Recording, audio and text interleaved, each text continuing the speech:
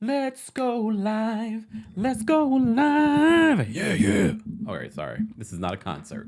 Guys, welcome back to the Kempire channel. And those of you that are watching on the Kempire and Kempire Daily on Facebook, those of you that are watching on Twitch, Twitter, and those of you that are watching behind the scenes on TikTok. We appreciate you being here later than usual, but we are still doing our Tuesday Takeover. And if this is your first time, this is where we cover a variety of reality TV news, and pop culture news. And we had a lot of, look, I was running around doing what I needed to do. And then I was like, damn, yesterday I was like, I don't really have a lot to talk about. So maybe I won't have Tuesday Takeover. And then story after story after story after story kept on coming to me. There are a few things that I want to cover. But before we get into that, be sure to like this video. Be sure to subscribe. Be sure to share the video because sharing is caring. We're almost at 300,000 subscribers here on YouTube. Come on. So we have a lot to unpack for our Tuesday Takeover. And don't forget, tonight we will be having our Real Housewives of New Jersey watch party exclusively on TikTok. And of course, our recap will be tomorrow at 1 p.m. Eastern of the Real Housewives of New Jersey. Sidebar, I kind of feel like tonight's episode will probably be their best episode of the season. And I haven't seen the episode. I just know what's about to happen just from some of the clips. And I feel like tonight's episode might be their best, and then it's just all downhill from there. Maybe. So before we get into anything, we're going to start off with a countdown just so the notification squad can get out there. Shout out to our members of the channel. To become a member, head on over to teamkempire.com/join. And shout out to our Kings Guards. We could not do this without them. So be sure to thank them and let me know where you guys are watching from. Let's get into our Tuesday Takeover where we are talking about 90 Day Fiance. We're talking about Harry Belafonte. We're talking about Erika Jayne. We're talking about Asuelu and Winter. 90 Day Fiance related. Are they together?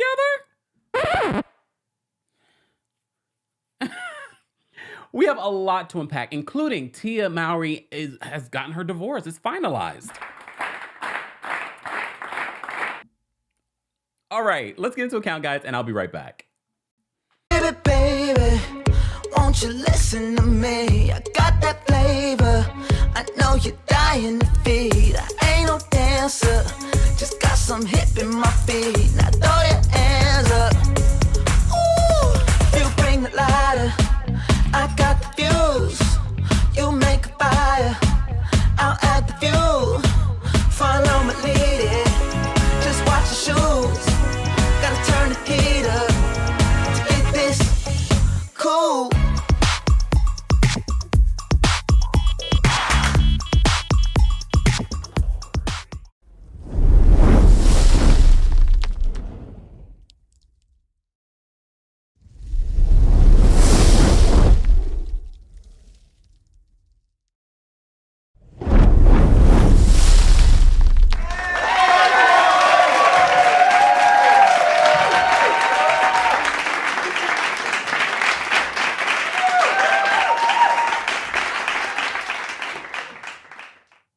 Welcome back, guys, to the Kempire channel, and those of you that are watching on Facebook, the Kempire and Kempire Daily on Facebook, and those of you that are watching on Twitch, Twitter, and those of you that are watching on TikTok. We appreciate you all taking a moment out of your evening. Maybe this is after work, maybe you're getting ready for work, maybe you're just starting work, or maybe you're just at home relaxing because that's what you do, okay? And you wanted to relax with me for our Tuesday Takeover. Normally, guys, our Tuesday Takeover happens every Tuesday at 12:30 p.m. Eastern, 9:30 a.m. PST, all right? 11:30 a.m.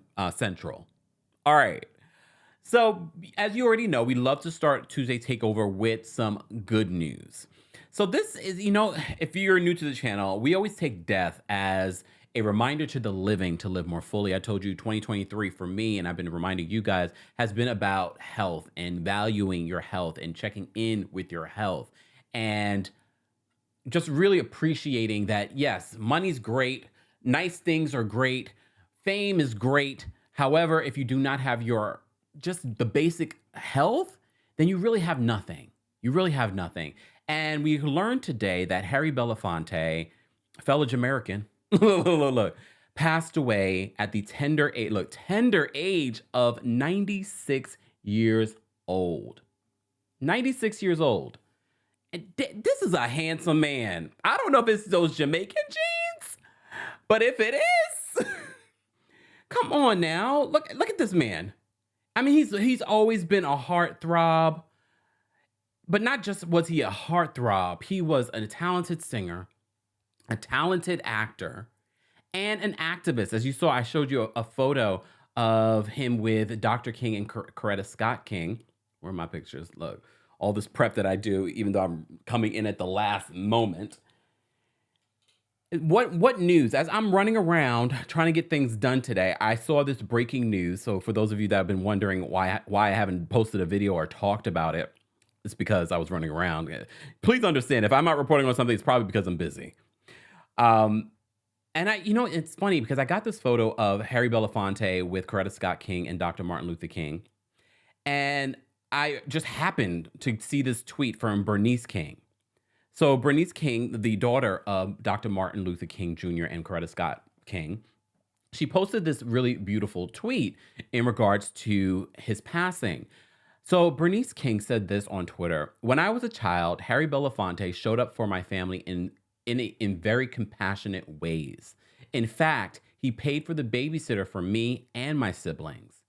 Here he is mourning with my mother at the funeral service for my father at Morehouse College.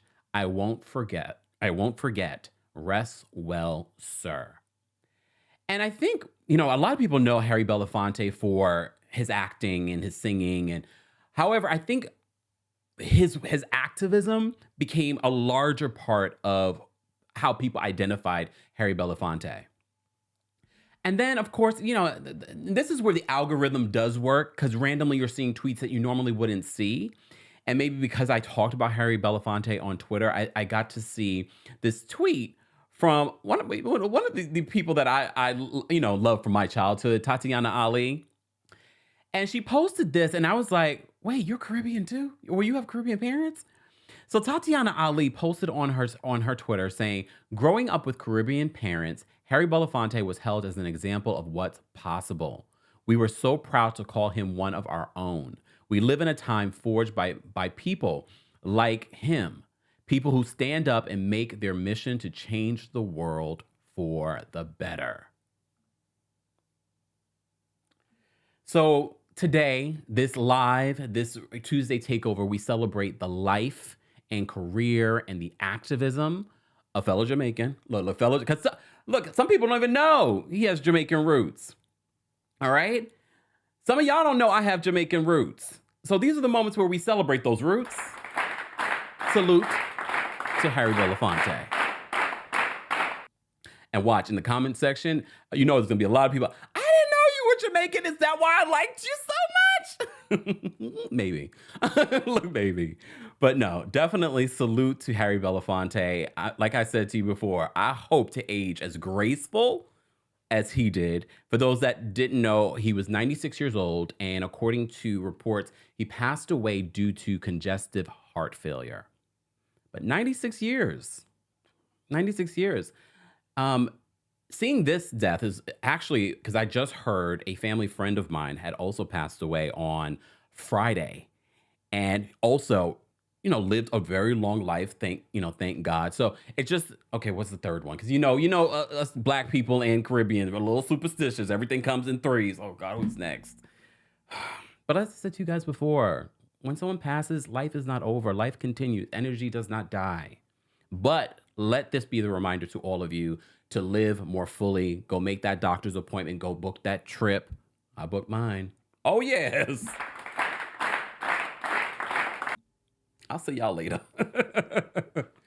Anyways, okay. I had moved in and I didn't even look at my notes. Okay. Other news, last week we spoke a little bit about Jaime Fox. As you know, he had a medical emergency while filming this new movie. And there have been we haven't heard a lot. And there's been rumors, and I don't want to go with any of these particular rumors because we don't know. And we're trying to respect what his daughter said on social media about respecting their privacy during this time. But from what I'm hearing, according to reports, Jaime is awake and alert and speaking. So that's another thing to celebrate. It's another thing to celebrate. Okay. All right. Something else to celebrate because we're starting off our Tuesday takeover with some celebration. Noah's Ark is coming back. Oh, yes. Come on. Noah's Ark, for those that don't, who doesn't know what Noah's Ark is? Well, it was on back in the day. It followed this group of black gay friends. We haven't had anything like this since. Not that I can recall. And a lot of you have been asking for Noah's Ark to come back. Well, it was announced from the creator and executive producer that it is coming back. It is coming back. And here's the thing. If you guys had watched The Real Friends of WeHo, I'm so mad at all of you. Not you guys, because if you follow me, you already knew this news was coming because we talked about it. If you watched The Real Friends of WeHo after RuPaul's Drag Race, then you would have known Ian Polk was on there and told us, yes, I'm working on Noah's Ark. Noah's Ark is coming back this year. But he made the official announcement this past weekend. But I was like, y'all, we knew. We had the tea and we didn't realize we had the tea. But no one watched except us, The Real Friends of WeHo. Yes, I can already tell you the Real Friends of WeHo probably won't be coming back. But you know what is? Noah's Ark.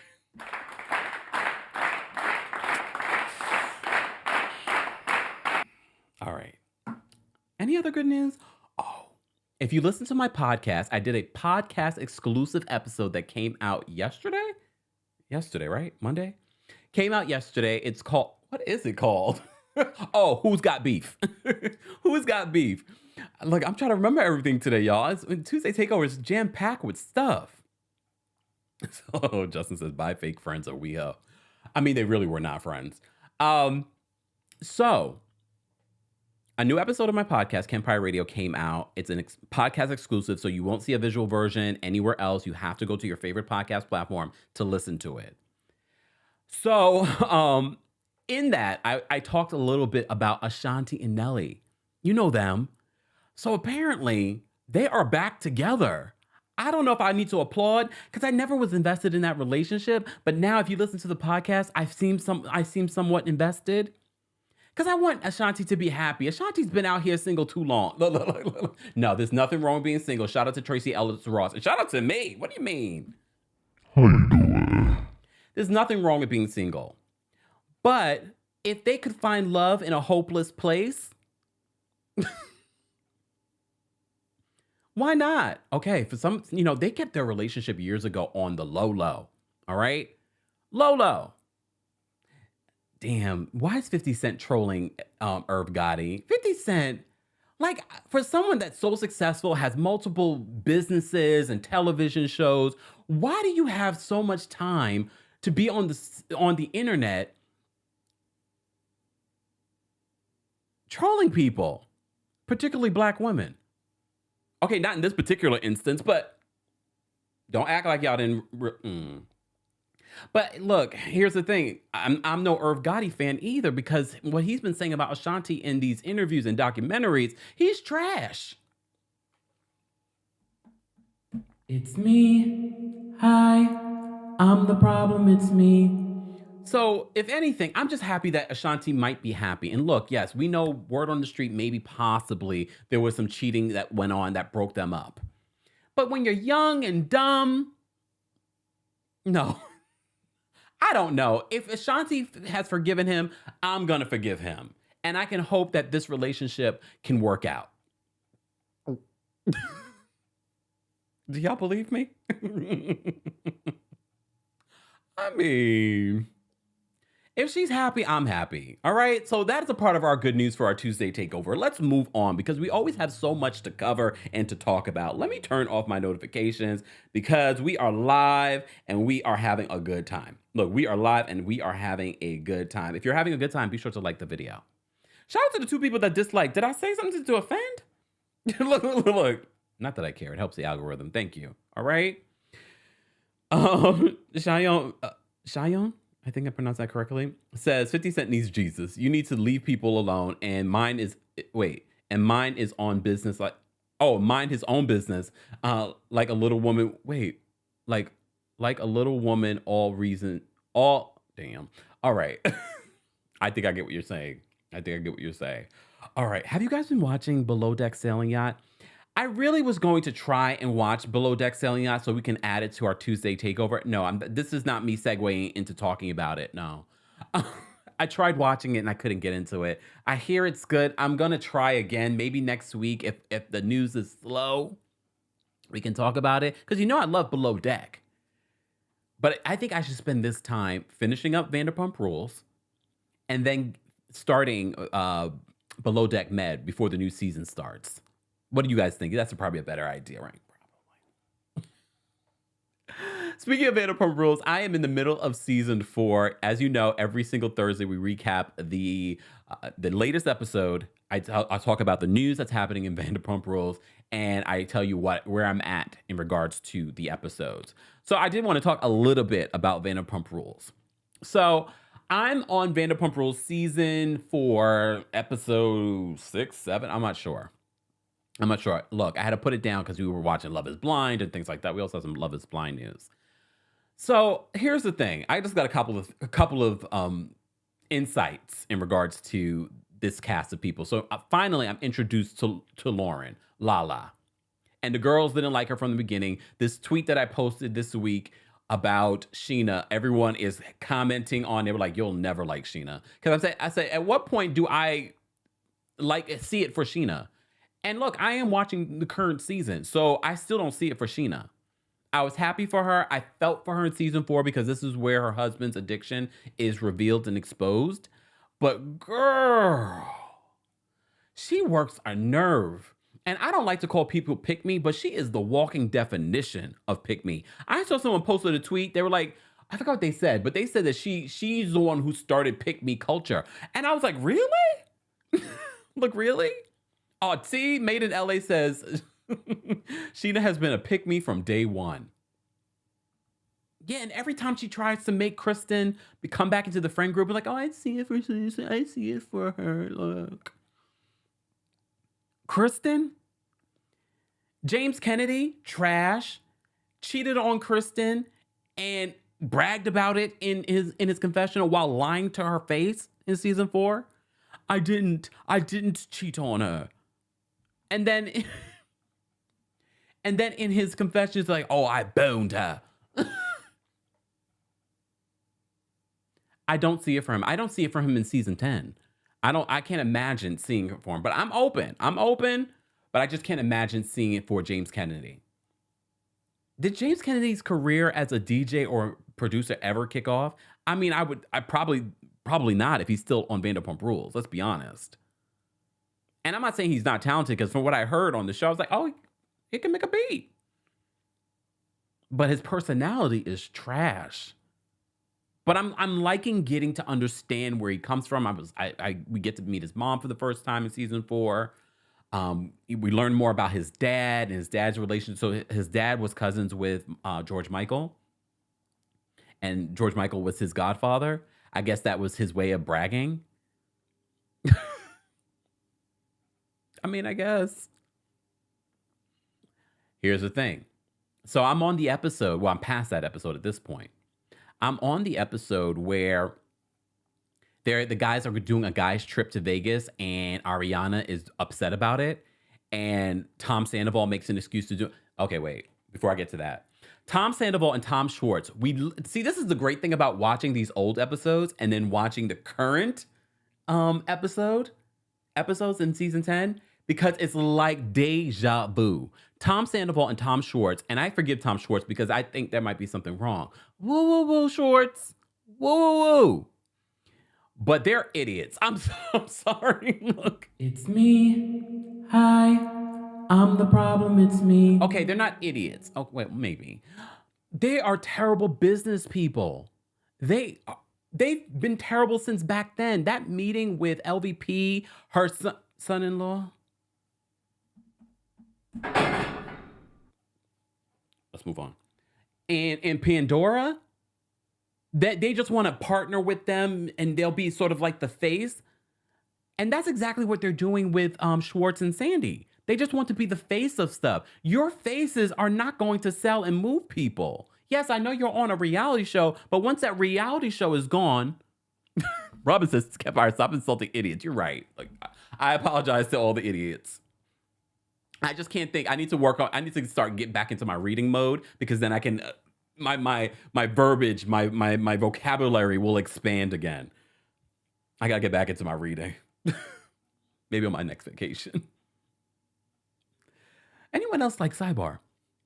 I used to always read like commuting, and now when ever since the pandemic, working from home, I don't read as much, which is not a good thing. And part of my job is to watch a lot of TV, so I end up watching a lot of TV. I need to get back to reading, because I do not want to sound like Tom Sandoval or Schwartz.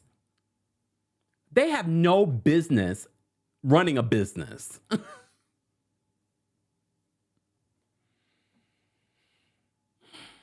Hold on. Wait, I want to get this. Oh, wait, first of all, happy birthday, Tracy, my fellow Taurus sister. Happy birthday.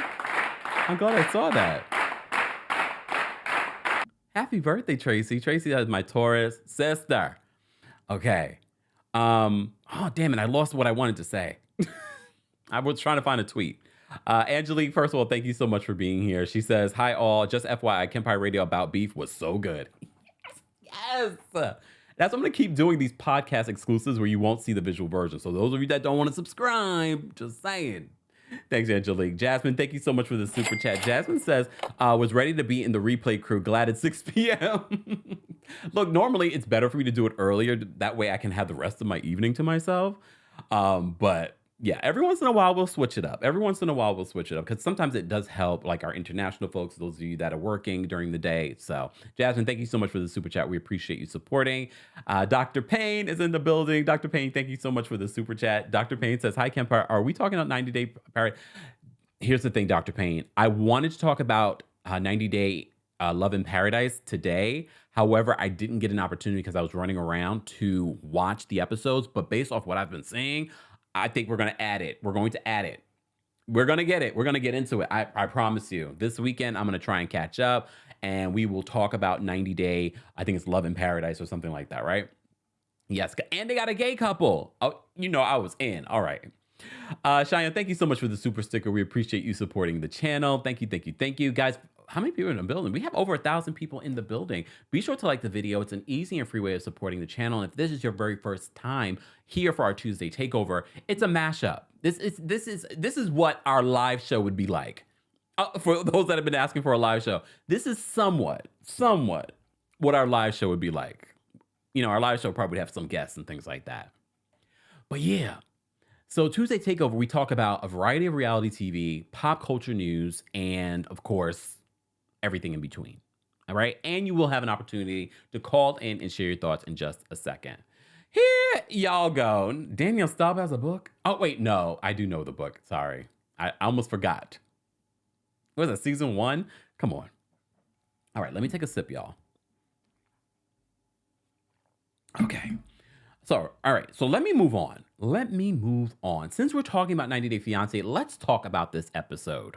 All right, let's talk about this episode, and then we'll get into some more stuff. This Tuesday Takeover is not going to be as much TV talk as we normally do. It's more pop culture news talk. All right, let's talk about 90 Day Fiance the other way. All right. Since we have Nicole there, let's talk about Nicole. So Nicole goes out on an excursion, and look, I'm never truly taken aback when we go into these different places, when we're in these different countries and we see live animals or we see whatever we see. I'm just like, this is part of the education of traveling. Would I do it? Go buy a live chicken? No. But remember, this is her, I don't know, maybe her second or third time going to Egypt since being married to this man. And Nicole always, look, we already have our feelings about Nicole. I'm not saying that it's easy. Nicole, to change the way you grew up, the way you feel. I'm not saying that. Because as I'm watching, I'm like, all right, maybe I'm a little too hard on Nicole. However, before she even landed, she was just like, I'm over it.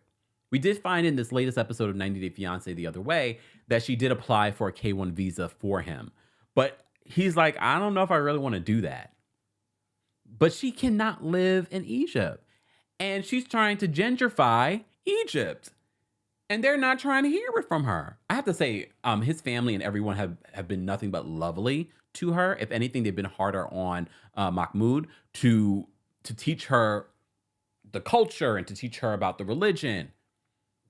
But girl, she doesn't want to be there. What else happened this episode besides her going out with her sister-in-law? That's it. I'm tired because I feel like every single... Oh, Deborah says, no, you're not too hard on Nicole.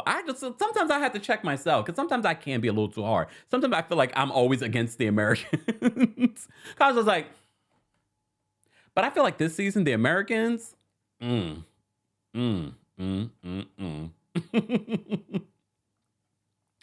right. So moving because I don't want to waste too much time on Nicole. Nicole is still Nicoling, okay? She wants to move to the US. She already applied for the K1 visa for Mahmoud. He's about it. He's about it. All right? Speaking of another story that I'm just not... I don't hate the story. You know, there have been plenty of times where we've covered 90 Day Fiance and I'm over a couple. We've talked about them, okay? I'm not over Jen and Rishi. I don't know how I feel about the relationship. I feel like I do believe that she has feelings for this man. I feel like she has a habit of doing this sort of behavior and her friends are used to it. Not her friends saying that she's a professional interventionalist and she's going to go to the family's house and spill all the beans about their engagement and their relationship. Hold up. Hold up. Mind your business. First of all, I don't know if you guys even realize this. I'm not going to speak for Indian culture, but they are very big on the right time, the right place to do things. And I'm not saying that Rishi's just using that as an excuse, but maybe he's not. Maybe he's not. But also, this is not your relationship.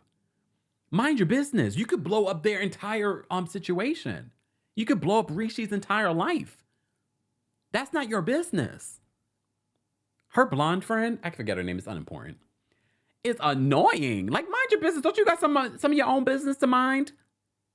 Exactly, Robin. The most auspicious time. It's very big in Indian culture.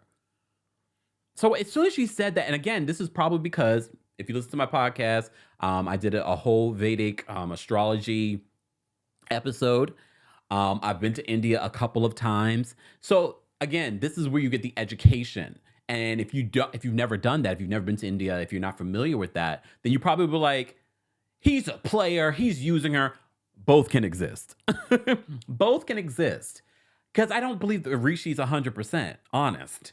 I mean, he wasn't honest with that photo. He's still a cute man. Come on. Look, Rishi's not a bad looking guy. All right? He looks straight out of, a movie. A Bollywood movie. Next time I go to India, I was in Mumbai. I didn't get to attend one of those Bollywood movies. I did enjoy them getting the... What in the... What P-Valley Indian version did we get in this episode? With the tipping of the vases and then the picking up with the money with the mouth? I didn't see that in the India that I visited. But I was... when she was doing it, I was like, down in the valley with the girls...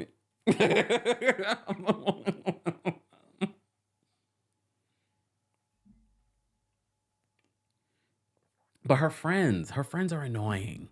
Her friend, her other friend though, the redhead, she's not as annoying. It's the other one.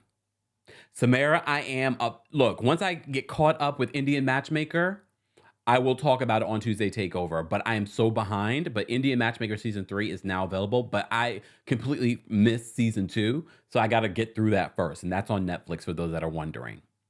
All right? So back to this. So I'm not that invested in Jen's storyline, but I don't hate Jen. Like, there's certain people like, why did they bring him back? I do want to see how this all plays out. I do believe they will get married. I do believe that they will get married and then get divorced. Do you think he's cheating? Do you guys think that Rishi's cheating? Like, part of me thinks that he's cheating, but then part of me thinks that he also really loves Jen. Am I crazy? Am I the drama? Yeah, I probably am. I don't know. I don't know. It's me. Hi. I'm the problem. It's me. Yeah. All right, we're gonna move on. Oh my gosh. I don't okay, let me just go to Debbie. Cause please. Every time I see Debbie, I tell you, I think of Jennifer Coolidge. But I'm worried for Debbie's safety. Did she make it back to the US safely? Thank God she's filming a reality show because I was worried for Debbie by the end of this episode of 90 Day Fiance the other way. Because the family is under the understanding that Debbie's there to bring Osama to the United States. That's the only reason why they're so open to her. The father's taking the beautiful paint, the things for him to paint with. He's like, oh, this is wonderful. But Debbie, you know, all I saw when I saw Debbie at the end of this episode. Thank you guys on TikTok for the gifts. Thank you, Judy. All I saw was poor Debbie at the end of whatever this journey is. The gays are trying to kill me. Okay, if you watch The White Lotus, then you know what I'm talking about. Every time I see Debbie, that's who I hear. The gays just know how to do stuff. Every time I see Debbie, every single time. And then when Osama flipped on her, I was very worried. I'm honestly concerned. The only reason why I'm not too crazy concerned is because Debbie's there with the film crew and producers, so I'm not as concerned. Debbie and that donkey, come on. I watched the Pillow Talk, and I think it was Submit who called Debbie the ass whisperer as she's speaking to the donkey. Debbie was like, first of all, she was singing to the donkey, and she's like, I want to ride him. I want to ride him. Not Osama, the donkey, y'all. She gets on the donkey, and 2 seconds later falls off the donkey. You don't need to be Miss Cleo to see that was going to happen. I was concerned for her because, look, this is not ageism. It's just as you get older, your bones, look, even as I get older, the more you, look, things start hurting. When she fell, I said, okay, I did kiki a little bit until, just make sure she was okay. She fell off that donkey. But like I said, I'm more concerned for the conversation because, first of all, they start doing the little artwork, and Osama's like, shh. He's quiet while he does his art. I think he's just annoyed with Debbie. Look, we're only seeing a snippet of their scenes. Remember, he's with Debbie a lot, and she might be a lot. Debbie is like, he's like, oh. He basically gave her an ultimatum. It's like, am I going to America or not? And she's like, no. She's like, that wasn't what we agreed upon.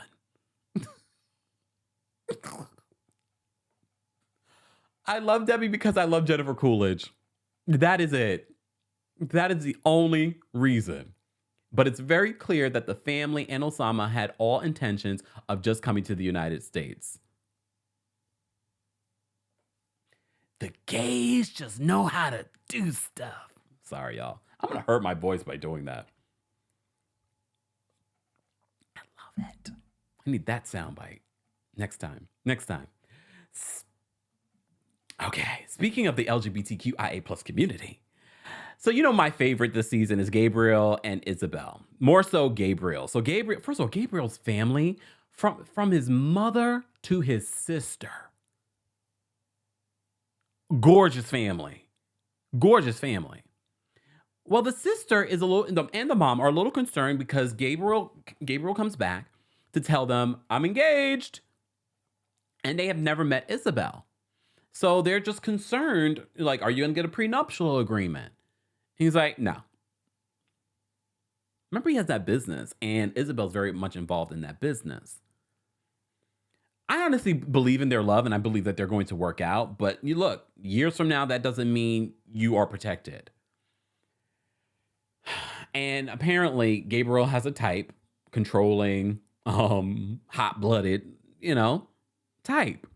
And from what we've seen of Isabel in certain moments, she fits that depiction, but I really do believe that, she loves Gabriel.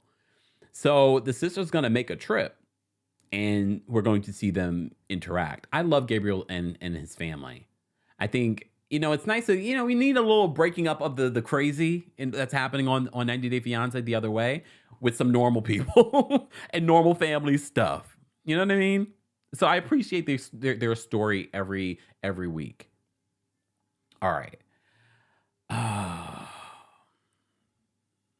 Okay, we already talked about them.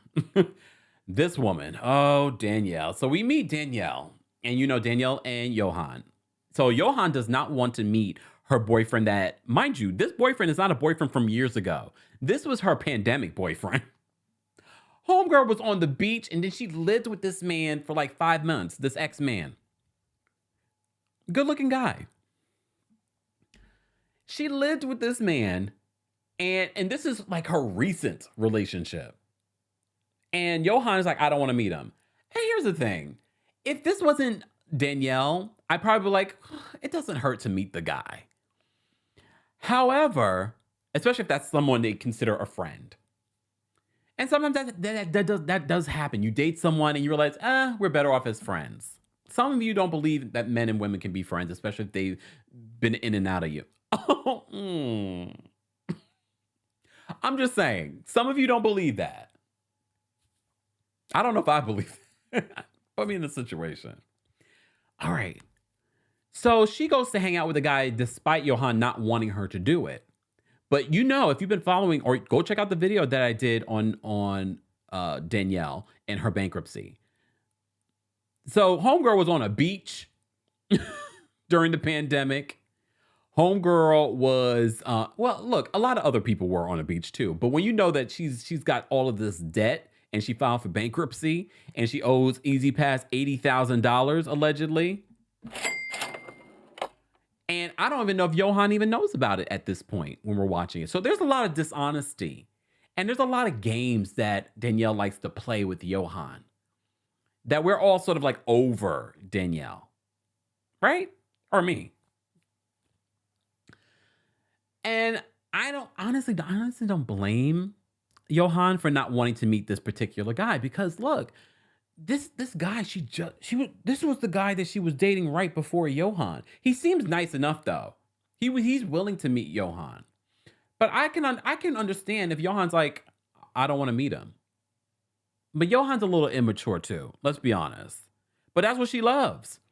That's what she loves. She loves molding a person. And now she's like, I don't think I want to teach anybody anything anymore. Then girl, why would you marry this younger man and this immature man? Because even if he wasn't younger, he's very immature, regardless of his age. Deborah says, I'm way over Danielle. I think we all are. Because I feel like she's not 100% honest with Johan. And she's trying to make it seem like, I don't think Johan's the man that I thought I married. Johan, if he only knew you're not the woman he thinks that he married. Because telling someone your debt is very important if you're going to be married to them. Because that becomes their debt.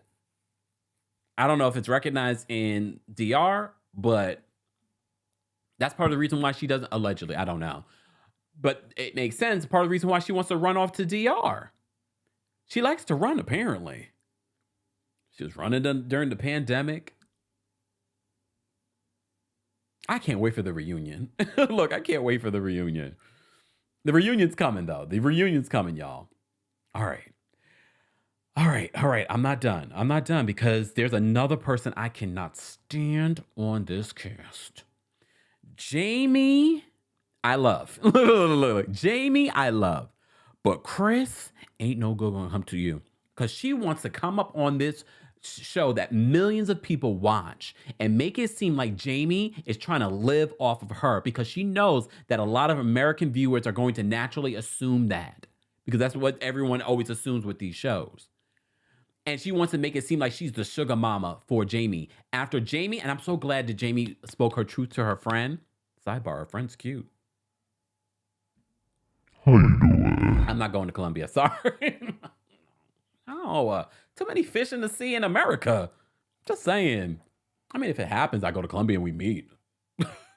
Just saying. I'm stupid.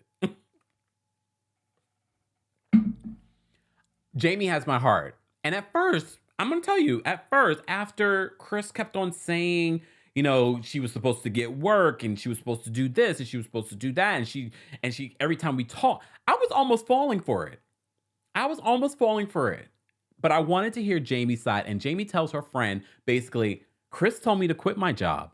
Chris told me she was going to start a business down here and I was going to work with her on this business. Chris is the one changing up on us. And you remember, I have to remind you every single week when we talk about 90 Day Fiance the other way. Remember, right before Jamie's birthday, Chris went MIA. Chris, you, madam, look, you are the devil here, not Jamie. I believe Jamie 100%. Anyone else? I believe Jamie.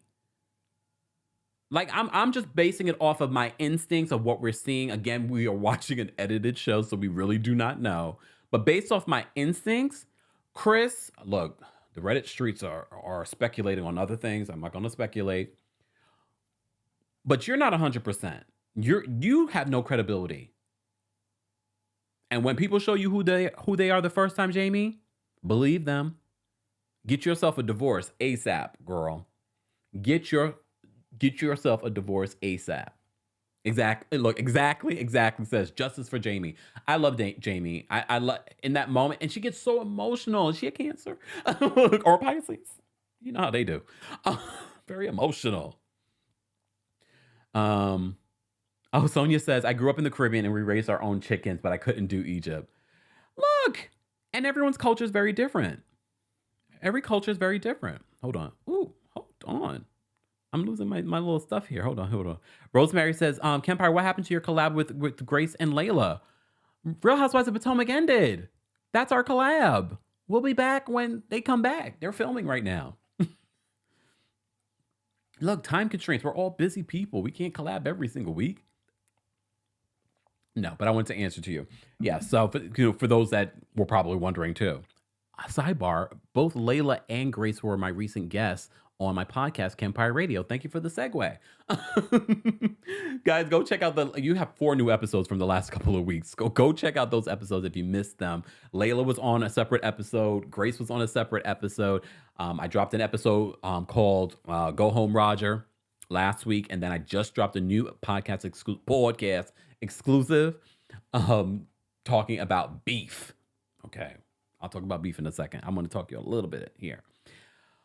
All right. But Chris, go to hell. I can't stand her. All right. We're going to move on. All right. Since we're talking about 90 Day Fiance, I did want to talk about this story that I saw playing out in these streets. So let me bring this over. Hold on, y'all. Let me bring this over because y'all know I stopped watching The Family Chantel, right? Because I just couldn't get into it anymore. It felt way too forced. I'm just like, what is happening here? And I know Pedro's mom is on 90 Day Love in Paradise as well. I mean, I probably will fast forward through those scenes. Just saying. Let me just show you this. So they're saying, word on the street is that Asuelo, is he divorced from his baby mama, who he has the 2 kids with? I know they've been on and off, but are they off currently?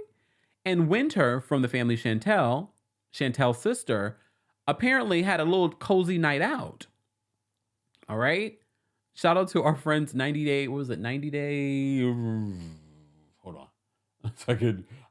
We like to cite our sources. 90 Day Harvest USD. Shout out to them. They had this on their Instagram that I got this from. And look a little closer. Look. Let me zoom in a little bit. Let me zoom in so you guys can see what I'm seeing. Hold on. If you look a little close, he's got his arm around her. all up in her grill. Hold on, let me show you him in her grill next. Let me show you him in her grill next. Hold on. I just look, this is not a couple that I'm like, oh, this is hot. No, I mean, not at all. But look, he's all up in her ear. He's got his hand around her neck.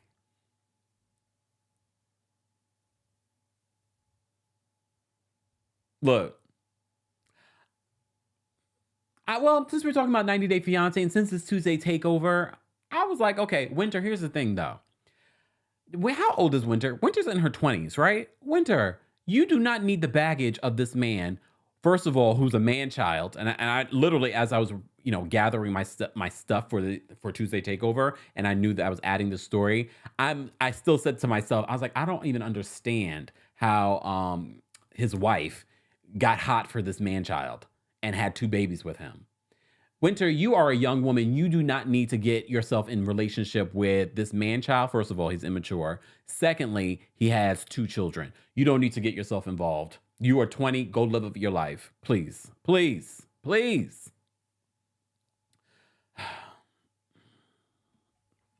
Even if you were older, I would tell you to stay away from him. Look, let's be honest. All right. All right, let's move on.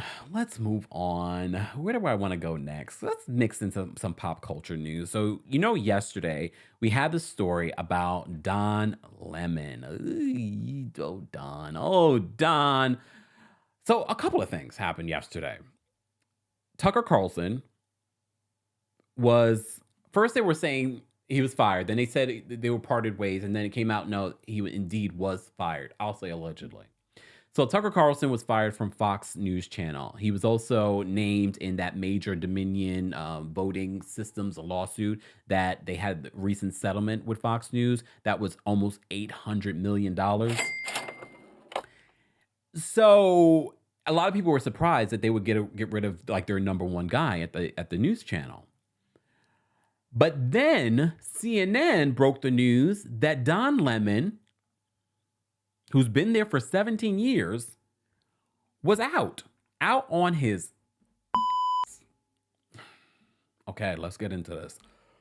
Where's my Don Lemon photo? Oh, here it is. Okay. So Don Lemon is no longer an employee over at CNN. And this is the only place I'm going to share my real feelings on about the situation, because I did the story yesterday and I told you anyone could see this coming. Even you don't have to be Miss Cleo to see that this was coming, that Don Lemon was going to be let go. Literally, when I was away early in the top of this month, when I was away, and I meant to do the story, even though I was away, and I completely forgot. Because Variety came out with an expose talking about some of Don Lemon's problematic behavior behind the scenes for years, according to their multiple sources.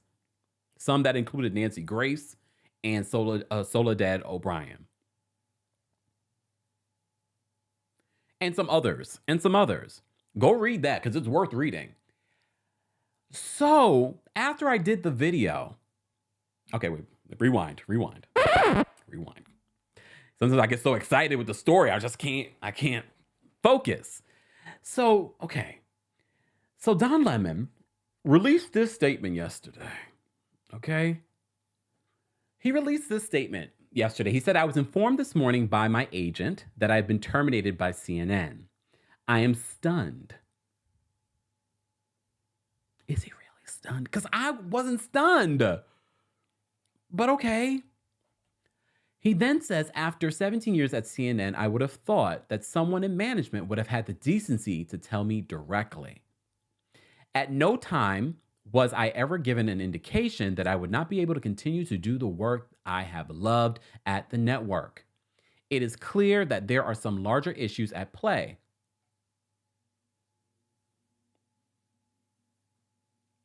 So but if you know Don Lemon's a messy one. So he's already alluding to something here. He says, it is clear that there are some larger issues at play. With that said, I want to thank my colleagues and my teams I have worked with for an incredible run. They are the most talented journalists in the business, and I wish them all the best. So CNN was like, we are not here for those reindeer games. We are going to release a statement. So CNN posted on their communications Twitter, Don Lemon's statement about this morning's events is inaccurate. He was offered an opportunity to meet with management, but instead released a statement on Twitter. And then a lot of you were pointing out, okay, was he fired via his agent or not? Because they're saying, based off your statement, CNN, it sounds as if maybe his agent did fire him and then he chose not to meet with you guys because he thought that you should have fired him directly. And then you may have seen the New York Times came out with a source stating that the recent interview that he did with that Republican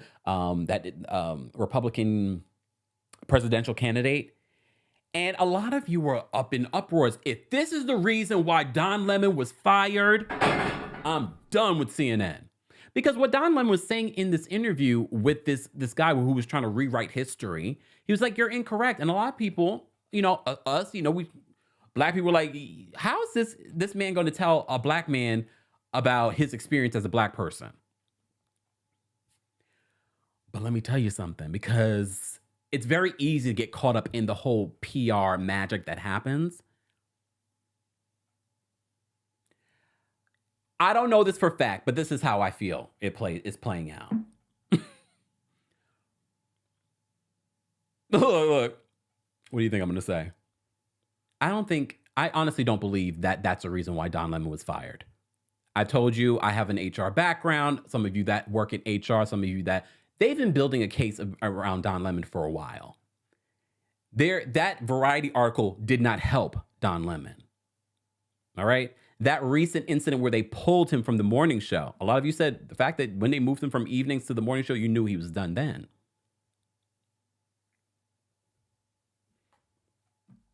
They've been building a case against Don for a while. That Variety article, that almost forced CNN's hand. You cannot have this expose come out about someone creating allegedly a toxic work environment. And then all of a sudden, CNN's going, New York Times is going to release, well, we're hearing that this is the reason why he was let go. So Don Lemon's PR person sent you that video to say that was the reason why he was let go? Come on now. Because, and it worked. And it worked because our community was like, this is an outrage. If this is the reason why Don Lemon was fired, that is ridiculous because what he's doing in this moment for once for black people, because black people have come after Don Lemon quite a few times for some of the things he said on CNN. I just want to point out some of these little trickery that goes on in media, guys, that even I sometimes fall for. But when I saw that all of a sudden come out, this is the reason why, I was like, really? Y'all really believe that was the only reason why? You think legally CNN did not cover themselves in regards to the reasons why they were going to get rid of Don Lemon?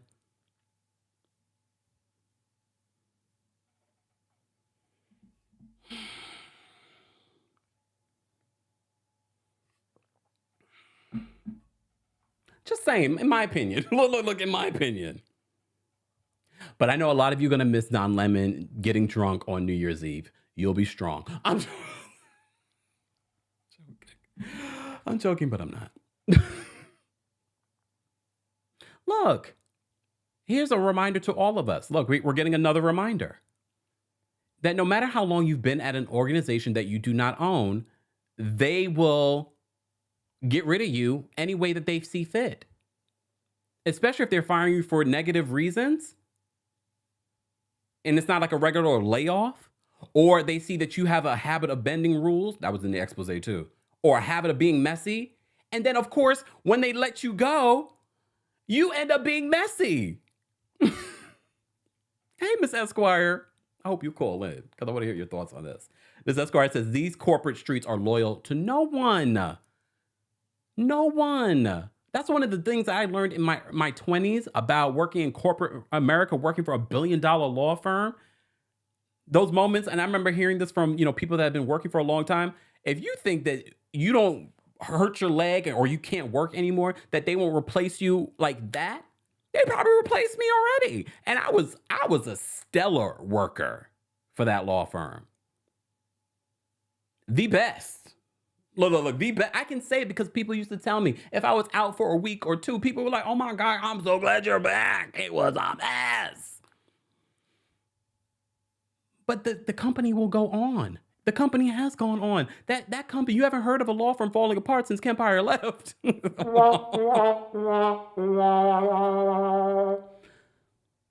Let that be a lesson to all of us. It doesn't matter at what level you are, these companies have no loyalty to you. You know who they have loyalty to?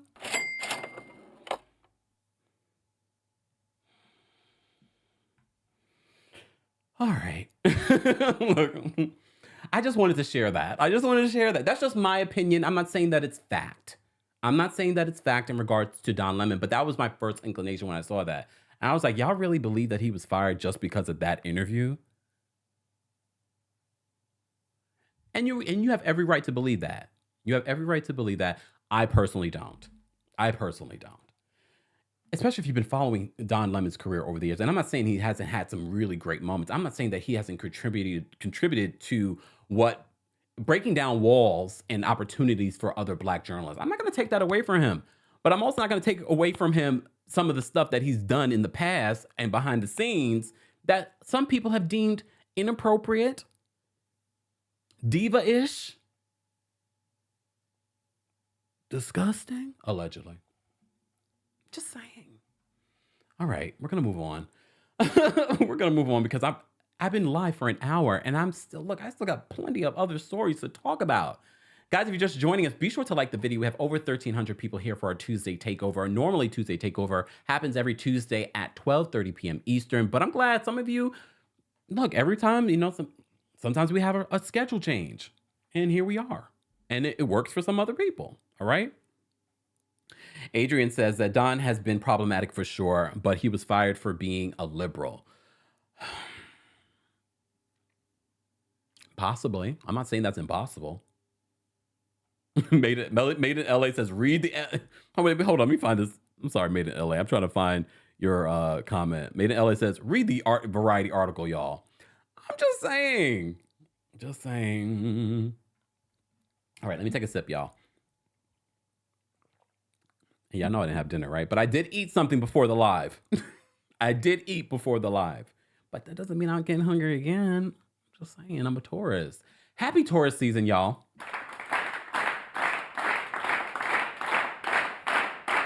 And shout out to anyone celebrating a birthday, including one of our longtime subscribers, Tracy. Happy birthday.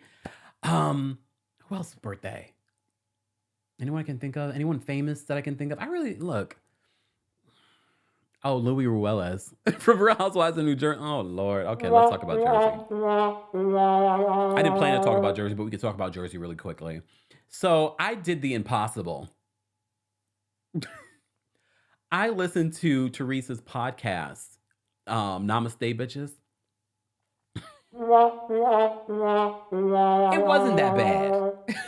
It wasn't that bad. But I recall them saying that this wasn't going to be a Housewives podcast, but that last episode was all about Housewives and her clearing the air. As you know, the Real Housewives of New Jersey just filmed their reunion. There's already rumors coming out at, how it played out, but not just rumors. Andy Cohen talked about almost walking off the reunion set. What? Okay. Andy, no one cares about you. They want to know what happened at the reunion. He's saying that there's new allegations that come up. Apparently, at one point, Andy calls Gia.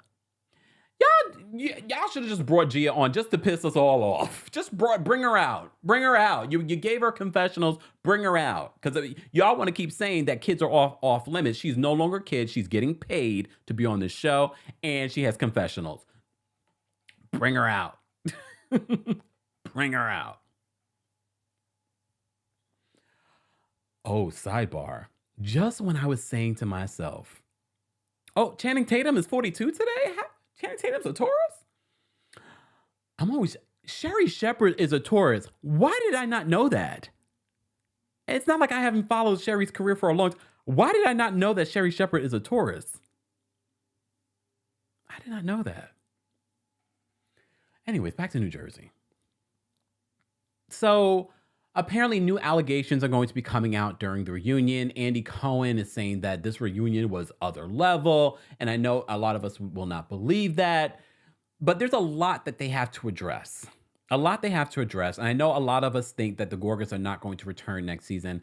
I have a feeling they will return next season. A word on the street, they're supposed to start filming in June. I have a feeling they will return next season. Maybe not the season after that. I kind of wish they wouldn't. Sidebar, I'm not saying that this is them, but there's a blind item about an East Coast, couple on the Housewives that might be having money issues and depend on this check. And a lot of people are assuming that it's Melissa Gorga and Joe Gorga. Look. I mean, I hope not. But part of me wants them to. I keep telling you this. I don't want them to return. And it's not because they haven't had a storyline in a long time. I've told you this before. We've talked about it. I'm not going to keep repeating it. They haven't had a storyline forever. However, I just want you tree huggers that are being not all of you tree huggers are nasty and disgusting on social media. Let me tell you something about the universe. As I'm going through Twitter, I was like, oh, I'm so glad that finally I'm on Real Housewives of New Jersey, even tempered and normal people Twitter. And as soon as I said that, I stumbled upon Real Housewives of New Jersey problematic Twitter. People calling Joe Gorga the P word, like with children, because of the way that he was with his daughter. I was like, y'all are going too far over beef that doesn't involve you.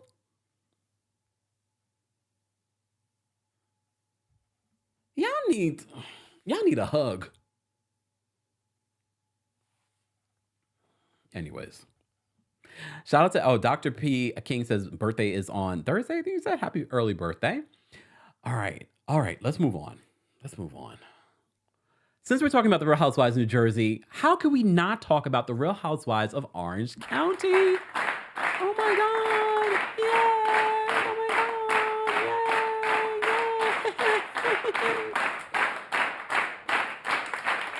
God! Yay! Okay, first off, this cast photo is beautiful. I love it because they got really creative with the trailer. Did you guys see the Real Housewives of Orange County trailer for season 17? Not season 17. And here's the thing. I didn't hate it. I love that the editors really went all out to sort of like give it this sort of like almost Wisteria Lane, Desperate Housewives feeling. Because we haven't seen Bravo or production do something like that in a long time. Remember back in the day? Look at some of those old promos for Real Housewives. They used to go all out. So I really do appreciate the editing in this. And we are getting a new housewife. We're getting a friend of. We already knew this. All right.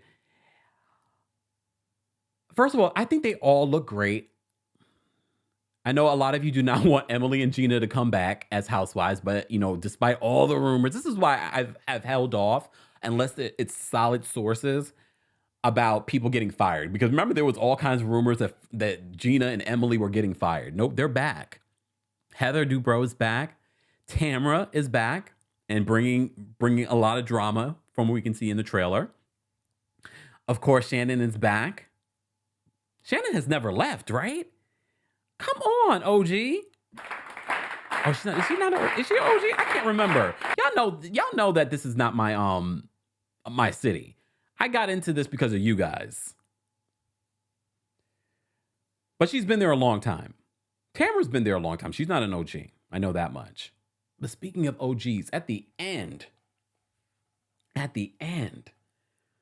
I was really startled because I completely forgot that Vicky Gunvalson is going to be making a couple of appearances this season.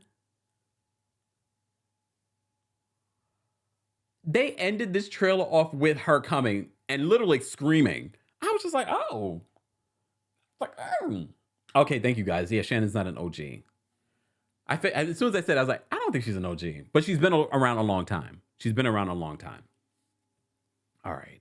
So of course, apparently there might be some issues with Shannon's relationship. We already know that she broke up with that man, but then they were recently photographed together. Oh, and we have a newbie. What's her name? Jennifer? Her name is Jennifer, I think.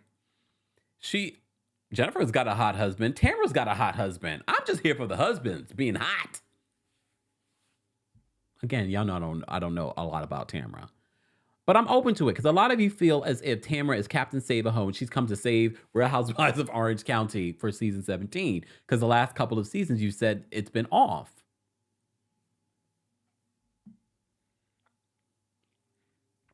We're also going to see a real OG. Okay, a real OG coming, but she's not an OG of the OC. She's an OG of Real Housewives of Beverly Hills. Taylor Armstrong will be making an appearance this season, just as a friend of. Why do you think they didn't make her a full-time housewife? Did she not want to be a full-time housewife? Possibly. But she's going to get into it with, I think, Heather Dubrow. I mean, I'm interested. You all have been asking me to recap it. We started recapping it last season. Anyone else going to miss Noella? I'm really not going to miss Noella. However, Noella, it's okay. Calm down, girl. I will miss the over dramatics from Noella. And I wish they kind of gave her like one more shot because it would have been interesting to see her interaction with the rest of these ladies. But a lot of you said she just did not fit in. All right. Conchita says nope. Sephora says nope. All right. I'm really not going to miss her, but I thought of her today. Deborah says not at all. Dante says, I personally feel the friend of role is the better gig. It really is. Because they don't dig into your personal life. And if you negotiate your contract well enough, you can make a decent, check from it. Especially if you're not relying on the money. Some of these housewives do rely on the money. Okay?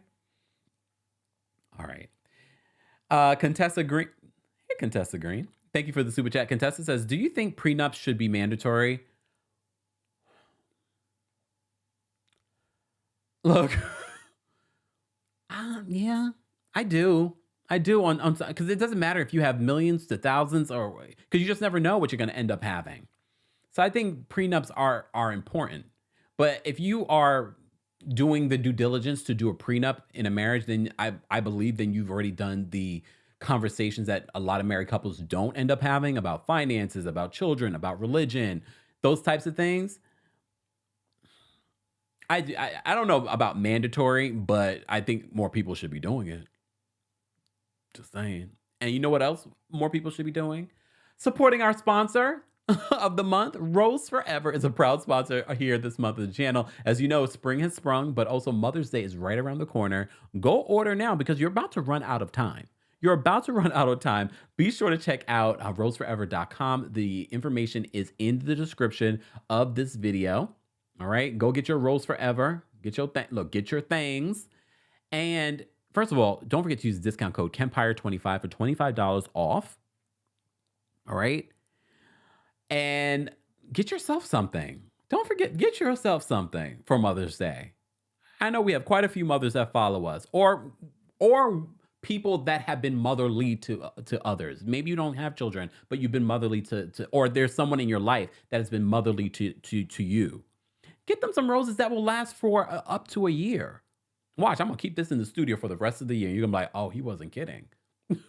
Just saying. Just saying. More information is available in the description of this video. Contessa, thank you so much for another super chat. Contessa says, they was after Don since Chris Cuomo left CNN. Possibly. I feel like they may have been after him for a while. Thank you, Mario. Mario says Rose Forever are gorgeous. They really are. You know I don't like to bring anything to you guys that I don't like. Thank you, Sharon, because Sharon knows it's Tuesday Takeover, and now we're going to talk about some sports. Very briefly, Sharon. Very briefly. Sharon says, Ime Udoka has a new coaching job with the Houston Rockets. I did see that, and I was going to do a video on it, but I've been busy. So congratulations. For those that don't know who Ime Udoka is, He is the ex-fiance of Nia Long, and they had that big cheating scandal where he lost his good job in Boston. Boston Celtics, right? Okay. And then rumor had it that he was going to come to the Nets here, but then that fell through, and now he's going to coach for the Houston Rockets. Apparently, he's a good coach. He's a terrible human being and a terrible fiance and boyfriend and other things, and a cheater, pumpkin eater. But apparently, he is stellar on the basketball court.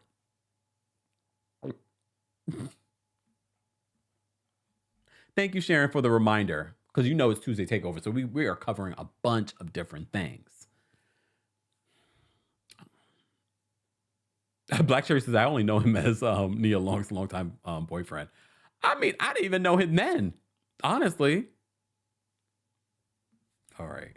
Hopefully, they have a child together, so hopefully they're able to work that out. Nia looks great. And all the things are working out for Nia. Oh, damn. Lisa says there's hope for Juan Dixon if he got a job. Here's the thing, though. And I don't know sports, but based off of their records, Emi Udaka's winning record is far better than Juan Dixon.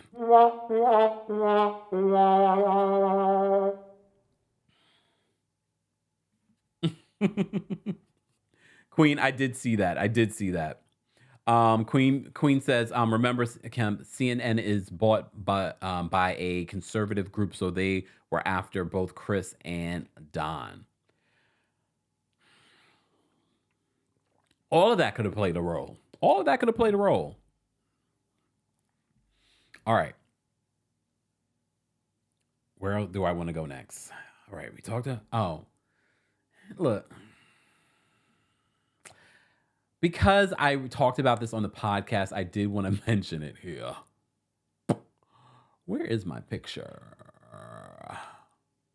And since we were talking about the Housewives, let me just bring this up. Hold on, y'all. Hold on. All right.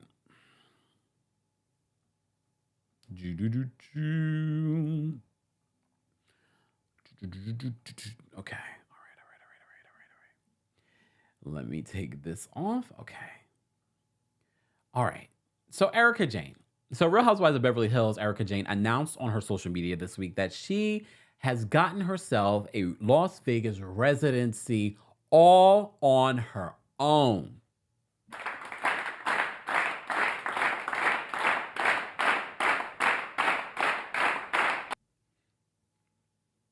And she lost all of this weight all on her own. Ozempic.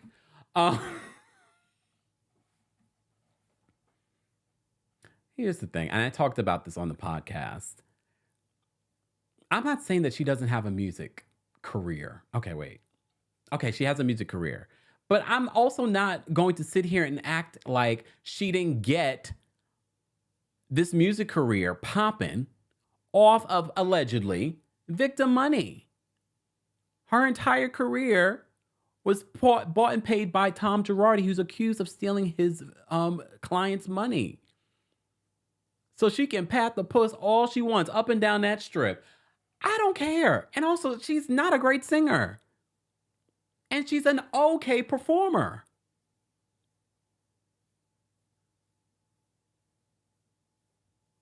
Okay. But I wanted to tell you guys, Bet It on Blonde is coming this summer. Yeah, it's coming. She will not be performing during BravoCon, though. She will not be performing during BravoCon. She'll be at the House of Blues. People are allegedly, that this older man that they've been hinting that she's been dating for a while now, married man, allegedly, is the one who he's from Vegas, in a big deal in Vegas. And he's the one who allegedly got her this opportunity for a residency in Vegas. I mean, look, Real Housewives of Beverly Hills has large fans. And look, if Countess Luann can tour, so can this one. I won't be there. I mean, at least counts as the Wayne's career. It's not bought and paid. Never mind. All right. Let's move on. Let's move on. I just wanted to talk about that really quickly. All right. Speaking about divorces. Okay, I'm trying to figure out a segue. Okay. She's still working on her divorce. She's still married to Tom Girardi. All right. But speaking of divorces, let's talk about Tia Mowry. Tia Mowry's divorce has been finalized. Yay! I know she's happy.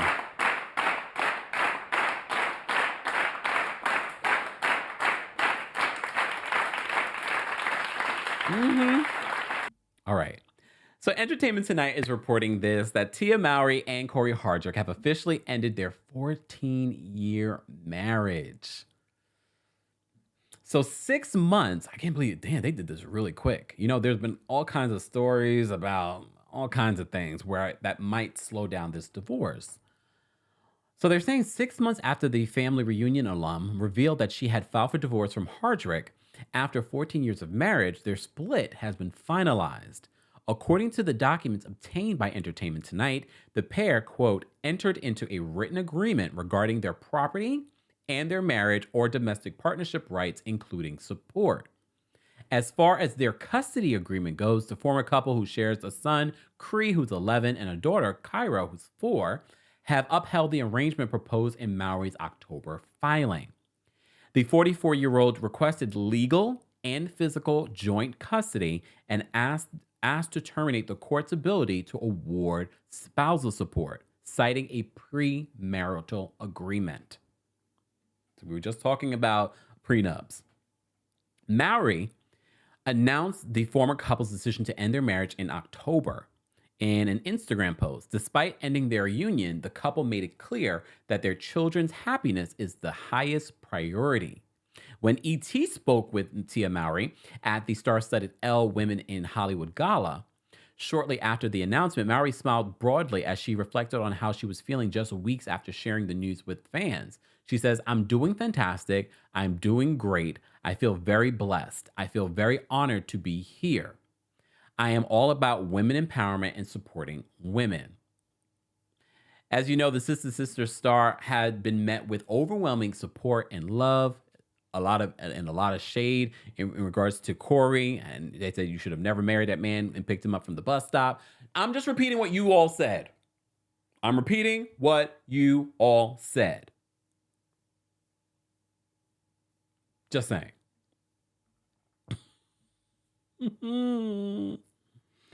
That's how they met. You know, her career was on the up and up. He was just starting out. And you know, a lot of people loved their love. But then there were some of you that said, "I saw the signs a while ago." You saw the sign. I was like, really? But maybe I wasn't invested in their relationship like that. I really wasn't. So I wasn't looking for signs. I never really saw a lot of interviews with them. So I wasn't really looking for all of that. All right. So they said, so they continue to say the Sister Sister star was met with overwhelming love and support from famous friends and devoted fans after the separation reveal. She says, "I have to be honest with you. I am so overwhelmed by the love and support I've received. I'm so grateful of the community and the fans that I have.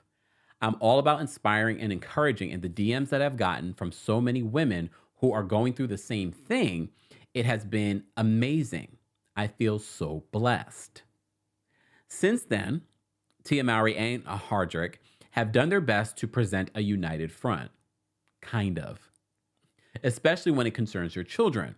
2 months after the actress shared news of the couple's divorce, the pair reunited for a family Christmas celebration.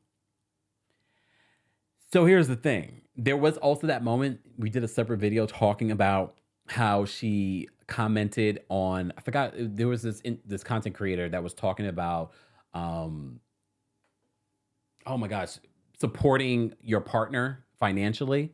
And she was like in the comment section, I forgot what emoji she used. And I was just like, oh, and that's why a lot of people were like, oh, was Tia just tired of supporting Cory financially? He's been working, but that doesn't mean anything. You know, being an actor, a black actor at that, in Hollywood, sometimes there are slow moments. They continue. They said the divorce finalization comes just days after Tia Mowry opened up about the life post split on her social media, saying, "If I'm being completely honest with you all, these last few months have been some of the hardest of my life." She captioned a photo gallery of her with Cree and Cairo in bed. "There's no telling what direction life is going to take you, and nothing but one thing is ever certain: the love I have for these two, her children."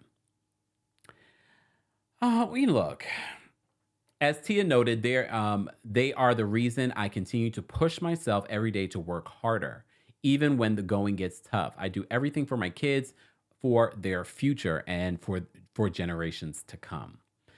Look, let's take out the messiness of it all.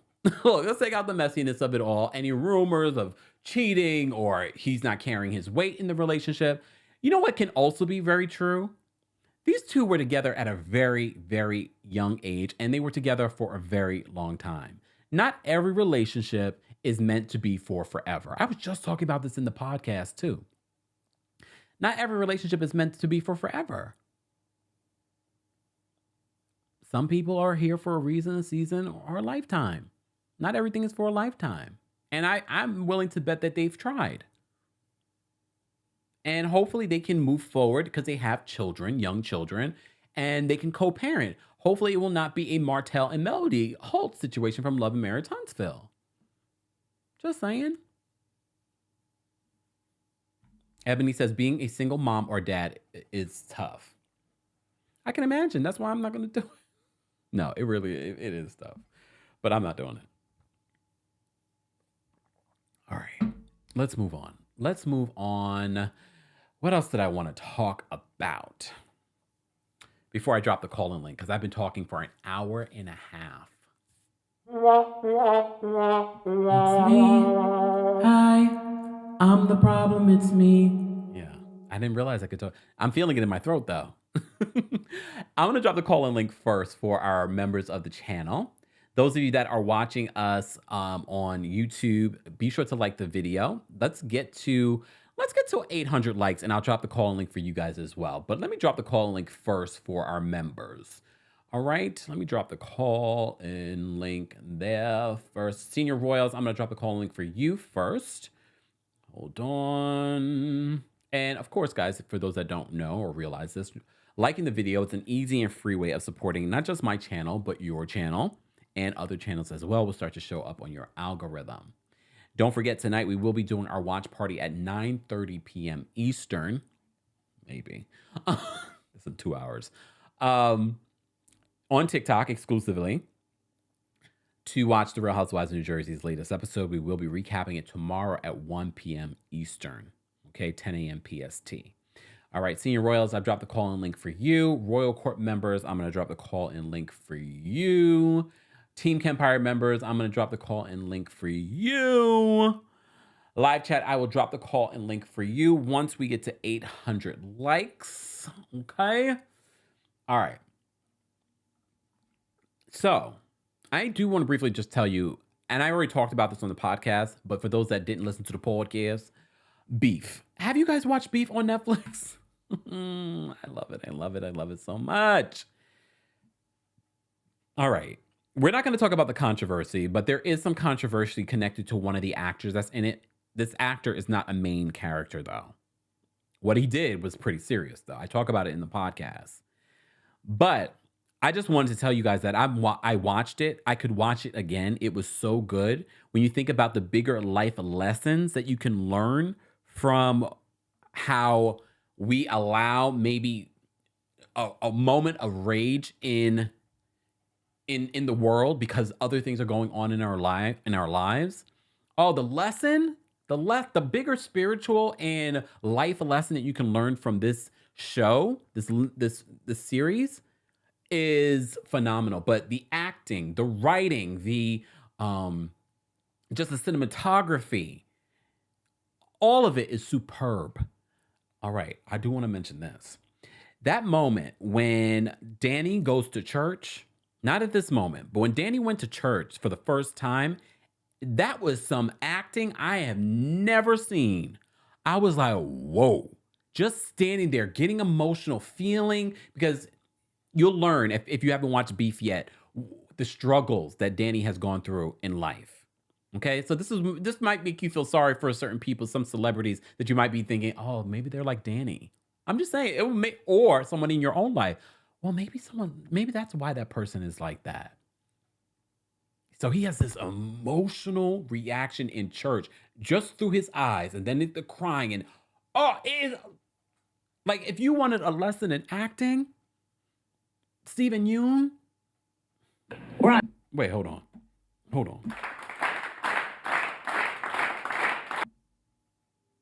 But don't sleep on Ali Wong, who is an executive producer as well of Beef on Netflix. She's phenomenal in this as well. Great acting. If you want to know more about my thoughts on Beef, be sure to check out the latest episode of my podcast, Kempire Radio, because I'm talking about all of the beef that's going on in the world that's related. Like, I connect this episode to beef, just beef. Beef in the celebrity world, beef in my life, beef on Twitter, all that kind of stuff. I bring it all together. Sidebar, I'll say this because this is our Tuesday Takeover. Episode 9, honestly, I thought that was it. Then we get episode 10, and then someone on Twitter told me that they did the episode 10 so that I think the director wanted to, or one of the producers wanted to direct that last episode. They could have technically ended it on episode 9 for me, to be honest. But they could literally come back next season and completely use the same actors, but completely different story. Same title, but a different beef. And I suggested this on my podcast. I was like, you could do the dueling neighbors and then get into their lives. What's going on in their lives? Because you saw for those that haven't seen how this beef ended, I'm not going to tell you. They could just end it there. They don't have to bring season 2 and bring back all the same people. Even though I think some people want more from these same stories. No. I think in season 2, it should be a completely different story. Completely different. And never mind the fact, and this is why representation matters. I was talking about this in the podcast as well. It's an all Asian cast. We don't see this often enough. And I know if you are of Asian descent or Asian or Korean, you're like, I feel seen. And I like this. So shout out to them. I think they did a superb job. I have not raved about a show like this in forever. Okay. All right, we have quite a few members already backstage. Was there anything else that I wanted to talk about? No, I'm going to end it there because if anything else, I will get to it later. Because I've been talking for like an hour and a half. All right. Replay crew, though, we haven't forgotten about you. Be sure to let us know your thoughts on any of the hot topics or reality shows or pop culture news that we've covered this evening for our Tuesday Takeover. For those of you that want the timestamps, you better thank Mama Allie in the comment section because she usually puts that together, or one of our King's Guards will be putting it together. Be sure to thank our King's Guards. Thank you, King's Guards. So she normally puts that together so that you can kind of skip around. But I feel like it's worth watching from beginning to end, if I say so myself. And I did. PJ says, why am I addicted to you? I don't know, but I think that's a good thing, right? Thank you. Shout out to everyone watching on TikTok. We appreciate you all being here. Mind you, TikTok, I have a couple of videos that I need to do for TikTok. I just finding the time. Ugh. I will, though. I will. All right. Speaking of TikTok, guys, don't forget to follow us, our new YouTube Shorts channel, Kempire Shorts, as well. All right? Because I will be posting some content that I recorded. More like, it's not like like my regular Hot Topics content or anything like that. It's going to be more like my trips and things like that. So be sure to check that out. Okay. Let's go to the callers. Let me switch this out. Let me change this. Was there anything else that I wanted to talk about that I didn't talk about? No, I think I covered everything. I did drop a story earlier today, guys, about Latasha Scott's album sales. So if you missed that, be sure to check that out. Mods, if you can post a link to that story in the live chat, That would be greatly appreciated. But for those that might be watching on other platforms, be sure to check out the album sales story that I did on Latasha Scott, from Escape. Cherie, exactly, a flop. Okay, let's get to some callers. Callers, members, you will get 2 minutes. Everyone else will get 1 minute. But call members, please feel free to end it early because I need to go. All right, let me bring up Alex first. All right, what's going on, Alex? Hey, Kempire. Do you have your headphones on? I knew it. I knew it. Give me a second. Hold up. No, you sound fine now. Why do you sound fine now? Hello? It's still connected. Oh, Wait a minute. There we go. Okay. So first I was going to start with Harry Belafonte. He had an amazing long life. I didn't know he was that old. He didn't look it for sure. He didn't look 96 at all. He had a long and a fulfilling life for sure. I think he was the first Black person to produce on television, to produce on live TV or something like that by hosting. He did a hosting gig on The Tonight Show while Johnny Carson was away, and he had Martin Luther King on, which is amazing. It's groundbreaking. So he can rest in peace to him. It was an amazing long life. With RHOC, that trailer, I feel like they made it very edited and did that theme to cover for how little they had to put in the trailer. Wow. I really feel like that was why they did that. Listen, RHOC, I haven't ever watched it. You know why? Because it has always given me middle-aged white women. That's all it's given me. There's only been 3 women of color on there. Peggy Solahian, Joe De La Rosa, and Noella. I can't say her last name. I don't know how to pronounce her last name. But they were the only people. Like, come on, we need some color on there because it is boring. It is so boring. It is so boring. I'm not watching this new season. I was thinking if I was going to or not. I'm not. Because, I don't know, it just always has seemed boring to me. I also was going to talk about Melissa Gorga, how they were saying that that was the couple that had the financial problems. Mm-hmm. And that are dependent on the check. I don't remember them ever talking about Joe's business. They haven't talked about what he's been doing for work in this past season, if you've noticed that. He was building their house. He is not getting money from that. Like, I mean, like something he's getting money from. I feel like they are a couple. Ooh, was that my 2 minutes? Mm-hmm. All right. Dang, that runs out fast. That ran out faster than usual. All right. I'll see you. Thanks. Take care. All right. And mind you, I started the timer after he got his headphones together. I'm not going to give everyone else that grace. Okay. All right. In My Opinion's backstage. We're going to bring her up next. What's going on, In My Opinion? Hey, Kempire, how you doing? I'm well. How are you? You know I'm blessed by the best and highly favored. Let me tell you, Kempire. Okay, so I'm going to talk about 3 people, okay? All right. So the first one is Tia. I'm glad that she got her divorce. But can she go on down to Atlanta and help my girl? Can you get divorced from that man? She been divorcing that man longer than she was married to him. Just saying. And let me tell you, Tamara, I'm telling you, I'm so done with why are we bringing her back?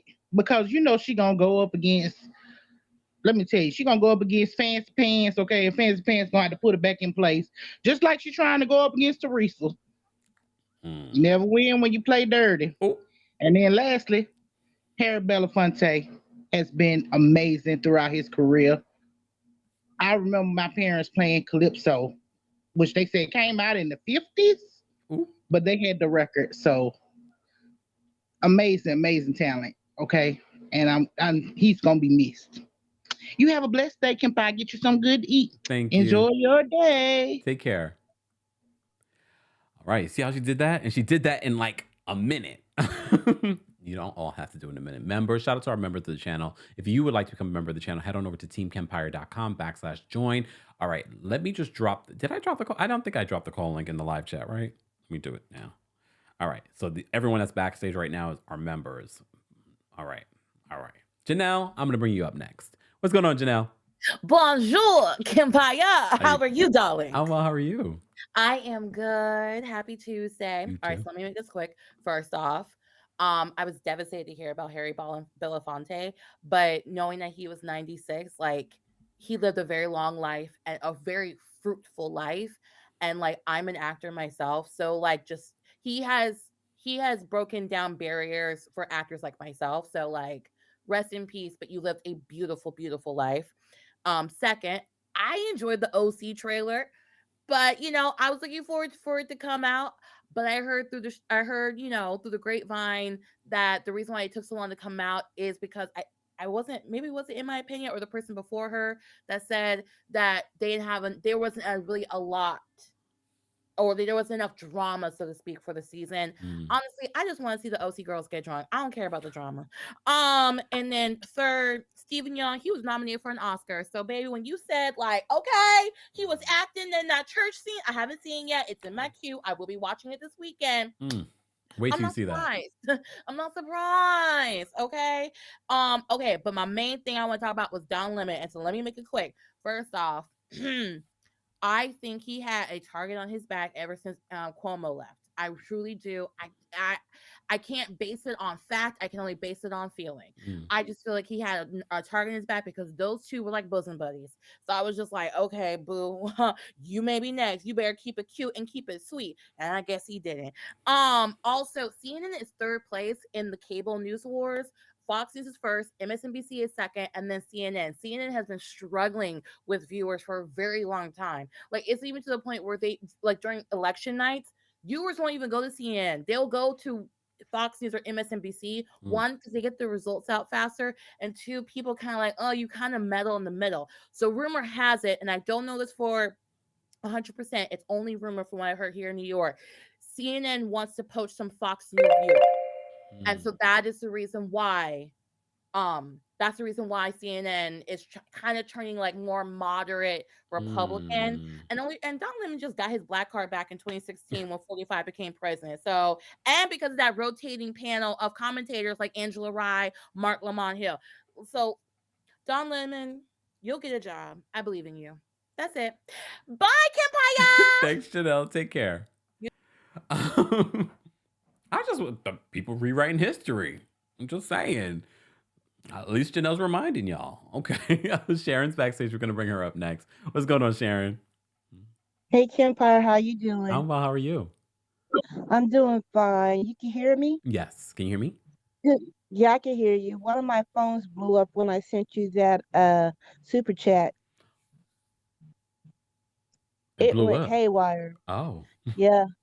So I had to switch out phones. I have 3 of them. Okay. I just want to announce my new residency in Las Vegas. Oh. I'll be going on tour this summer. Yeah, right. But Kempire, you be missing this good juicy news in sports. What's the latest in sports that I'm missing out on? Well, you know that Deion Sanders, and you probably don't even know who Deion Sanders is. I do know who Deion Sanders is. And he got a new coaching job, right? That caused an uproar. Yeah, he's in Colorado. See? Now, the people are in uproar because they think Deion is trying to turn CU into a HBCU. Sure. And also, he's all the old buffs that used to play last year for that losing coach has entered the portal, and he's bringing in his new Louis Vuitton, and they will be here, I guess, in a couple of weeks or this summer. And so he's bringing in all new players, and people I think are kind of in a uproar because they think he's moving too fast. Okay. Yeah. But I watched their game, what was that, Saturday. Their offense looked really good, and their starting quarterback is his son, Shador Sanders. Okay. And but the defense still needed work. Okay. All right. So keep a lookout for the sports news. I mean, I rely on you, Sharon, but thank you for the update. Okay, Kempa, I'll talk to you later. Take care. And let me know if somebody ends up cheating on somebody or somebody does something really scandalous that would spark our interest. You know what I mean? I'm just saying. Just saying. That was the last time we did it. All right. Nicole, I'm gonna bring you up next. Oh, hold on. Phoenix, hold on. There we go. See, when someone drops out, sometimes that happens. All right. Hey, Kempire, how are you doing today? I'm well. How are you? I'm doing well. I forgot to tell you, I remember last week we were talking about that VanderPump rules. You asked me what sign it was. I'm an Aquarius, so that explains a lot. I can tell by the look on your face. But first of all, I want to give a shout out to rest in peace to Harry Belafonte. He was such a good man with integrity, how he maneuvered, like helping a lot of people of color, not just Black people, but Latinos, everyone. That's the reason why you have something like Beef right now, which is my favorite. I'm going to have to watch it again because it was so well put together. It was just funny, crazy. It makes you rethink how you act on the road, that type of thing. But going back to Harry Belafonte, I think a lot of people didn't know that. I think it was back in the 50s or 60s. He was trying to get an apartment in Manhattan, and they denied him because of the color of his skin. So he comes back. You know what he did? He bought the building. That's what type of man he was.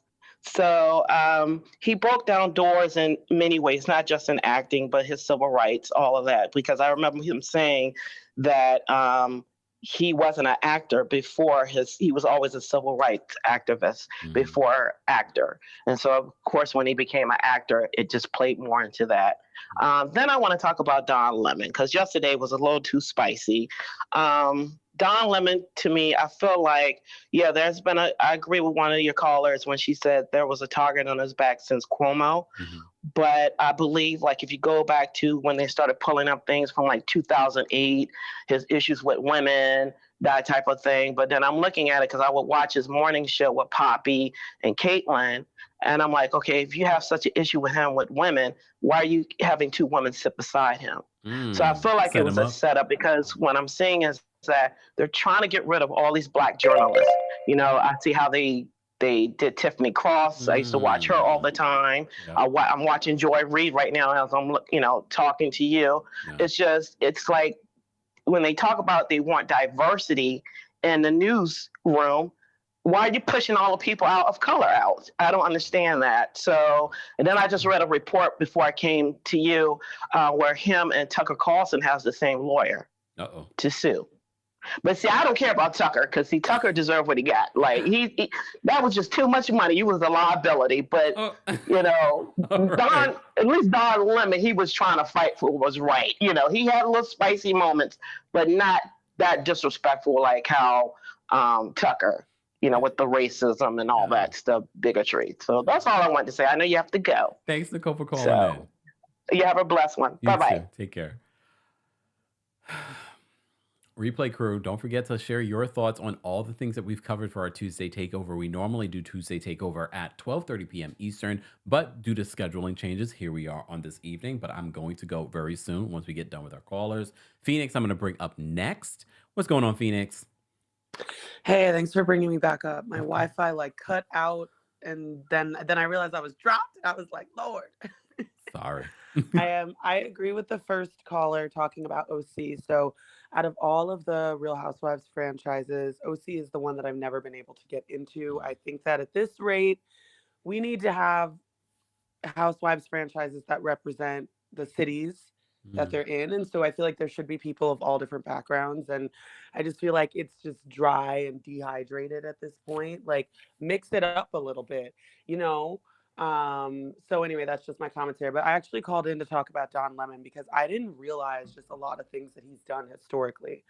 So before I got on this live, I was watching this video that he did, and everybody here can Google it. But it was a video about 5 things that the Black community needs to do. And I found it to be really disturbing. We lost you for a second. Phoenix, repeat that.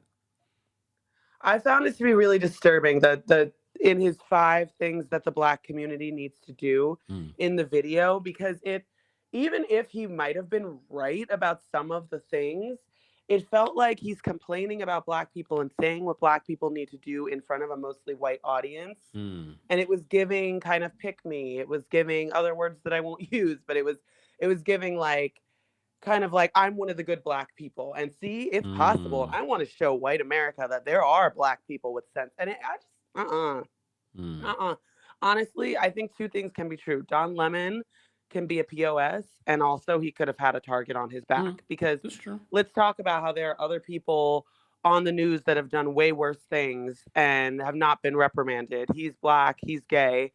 So I think that's where it kind of shows his internalized misogyny or whatever, that he thought he could act like all of the straight white men and stay on just as long and act as misogynistic and say whatever he wants. And the same rules don't apply, but I still think that we need to actually like really look back at some of the things that he said and some of the things that he's done, and I think it's harmful.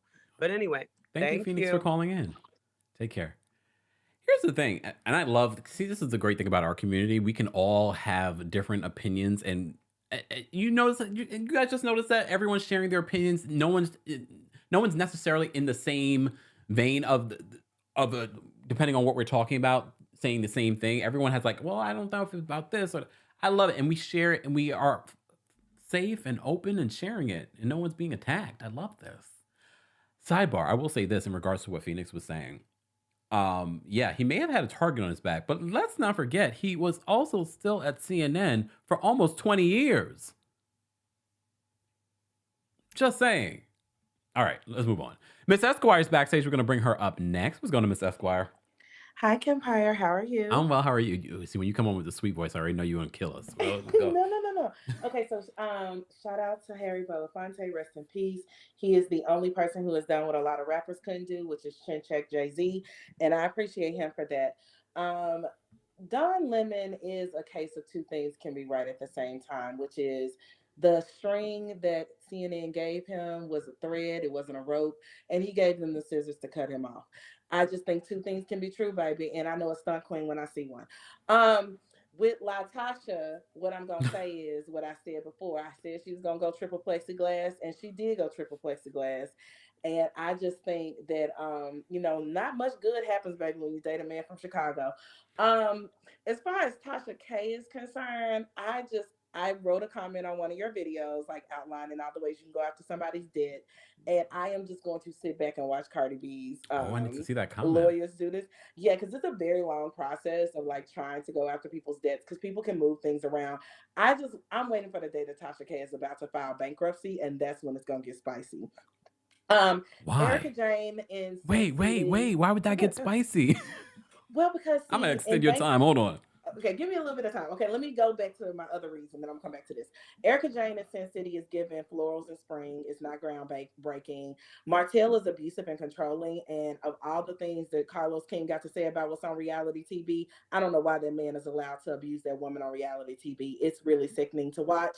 And I just didn't foresee Candy giving me the wrapped in a tasty tortilla, but stranger things have happened. Okay, and if you know about that, you know. So with Cardi and Tasha, so Tasha K files bankruptcy. I would imagine it's going to be a Chapter 7 bankruptcy, given all the debt she's laid out, and she's going to argue that she has really no foreseeable way to pay all of those debts. In a Chapter 7 bankruptcy, unsecured creditors are trying to go after whatever assets are liquidated to get their debt paid off. Cardi's judgment is an unsecured debt. So it's not like a mortgage where it's secured by the home, or like a car where it's secured, a car loan where it's secured by the car. There is no property that secures it or anything else. So she just got to kind of go for what she knows. And obviously Tasha has a lot of other debts. What's interesting though about bankruptcy court, particularly Chapter 7, is that the creditors can actually argue that the bankruptcy is being filed for preferential purposes. Like this person is like absolutely trying to avoid this particular debt and trying. Hold on, Miss Esquire. Oh wait, we almost lost. There we go. Come back. Yeah, trying to discharge this particular debt. And I can see Cardi saying, take out my debt, all these other debts that she has, she absolutely can pay for. My debt is the debt that she's particularly trying to discharge. And it would be unfair and inequitable and actually allow her to get away with a pretty egregious legal mishap for you to discharge the debt. Like I used to do Chapter 7 bankruptcy trustee work, and I used to defend trustees and go after people's money. Like people would move money into a trust, and I would go and like argue that they did that preferentially to try to avoid their creditors, and I would claw that money back. And so that's where it can get really interesting in a Chapter 7 for her. For Chapter 13, she would have to be making payments to Cardi like she would all of her other debtors, and that could go up for like 5 years, where she would just be making these incremental payments. So I think like Cardi can make her life really, really miserable for a very long time. Um, and I don't see how Tasha's gonna get out of it. And she is like playing with Cardi like this is funny, and it ain't. Because she got kids. I don't know why she playing around with this. Yeah. And it seems as if in regards to what Cardi's doing, because I wasn't sure if Cardi was going to move forward and really try to seize her, assets and things like that. But it seems as if is exactly what Cardi's doing. So do you believe that Cardi will continue this fight, even if she Yeah. files for Chapter 7? I mean, I would. I absolutely. I mean, I would. If she filed for a Chapter 7, I would absolutely make the argument that the trustee should not include that debt to be discharged. That is a judgment. That it was a pretty punitive judgment. That the justice system actually intended for her to be punished by asserting that type of judgment against her, and to allow her to discharge that debt would actually not be in alignment with the purposes of the bankruptcy law. So, I mean, it's not a hard argument to make, and there's a lot of case law to support it. So I would make it if I were her lawyers, honestly. I mean, because I could make the argument today, and I ain't even done bankruptcy law in like 5 years. So I And which don't think that bankruptcy is an easy out for her. so either one, Chapter 7 or Chapter 13, and you think Chapter 13 would be No, worse for her? I think Chapter 13 would be worse. Not that Cardi's going to get as much money, but I think what would be worse for her on Chapter 13. Hold on, I don't want to miss anything Miss Esquire is saying. Miss Esquire, we lost you for a second there. I don't hear you though. Like I want to talk to them, not you. I think a Chapter 13 will be worse because that payment goes on for longer. And even if it's $60 a month that goes to Cardi in addition to whatever, like you could pay $300 a month, right? And they divvy it up amongst all your different creditors. But that can go on for 5 years before you get a discharge, and you cannot miss a payment. If you miss a payment, then your case can be thrown out, and those creditors can go right after you again. So bankruptcy is not an easy path for her. Yeah. As I see it, I don't think Do we so. And know maybe how that's the much reason why this? she hasn't filed. Do we know how much this home? I was just asking this in the previous video about the Tasha K and Cardi B situation. Do we know how much her home in Atlanta is worth? I don't know how much it's worth.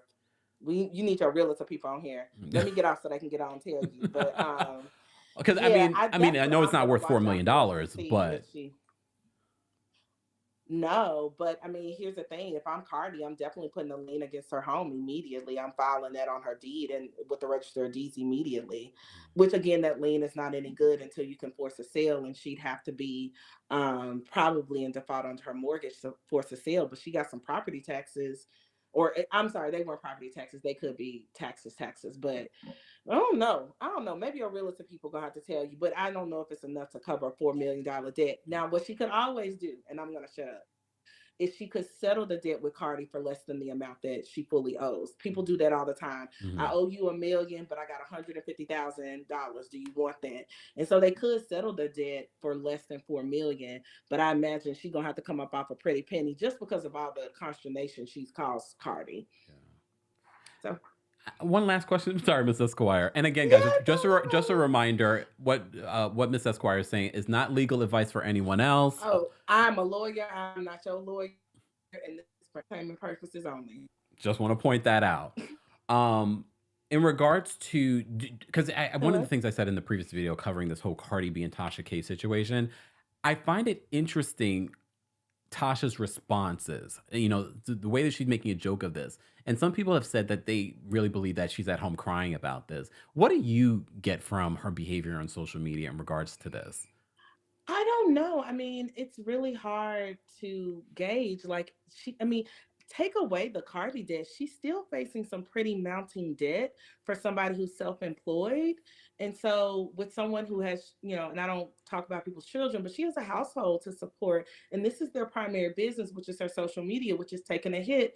I don't know, but I can tell you, like, people think I've had people, I mean, I clawed back over 6 figures from this woman one time because she preferentially put it in a trust, and I proved that it was done exactly to avoid her creditors.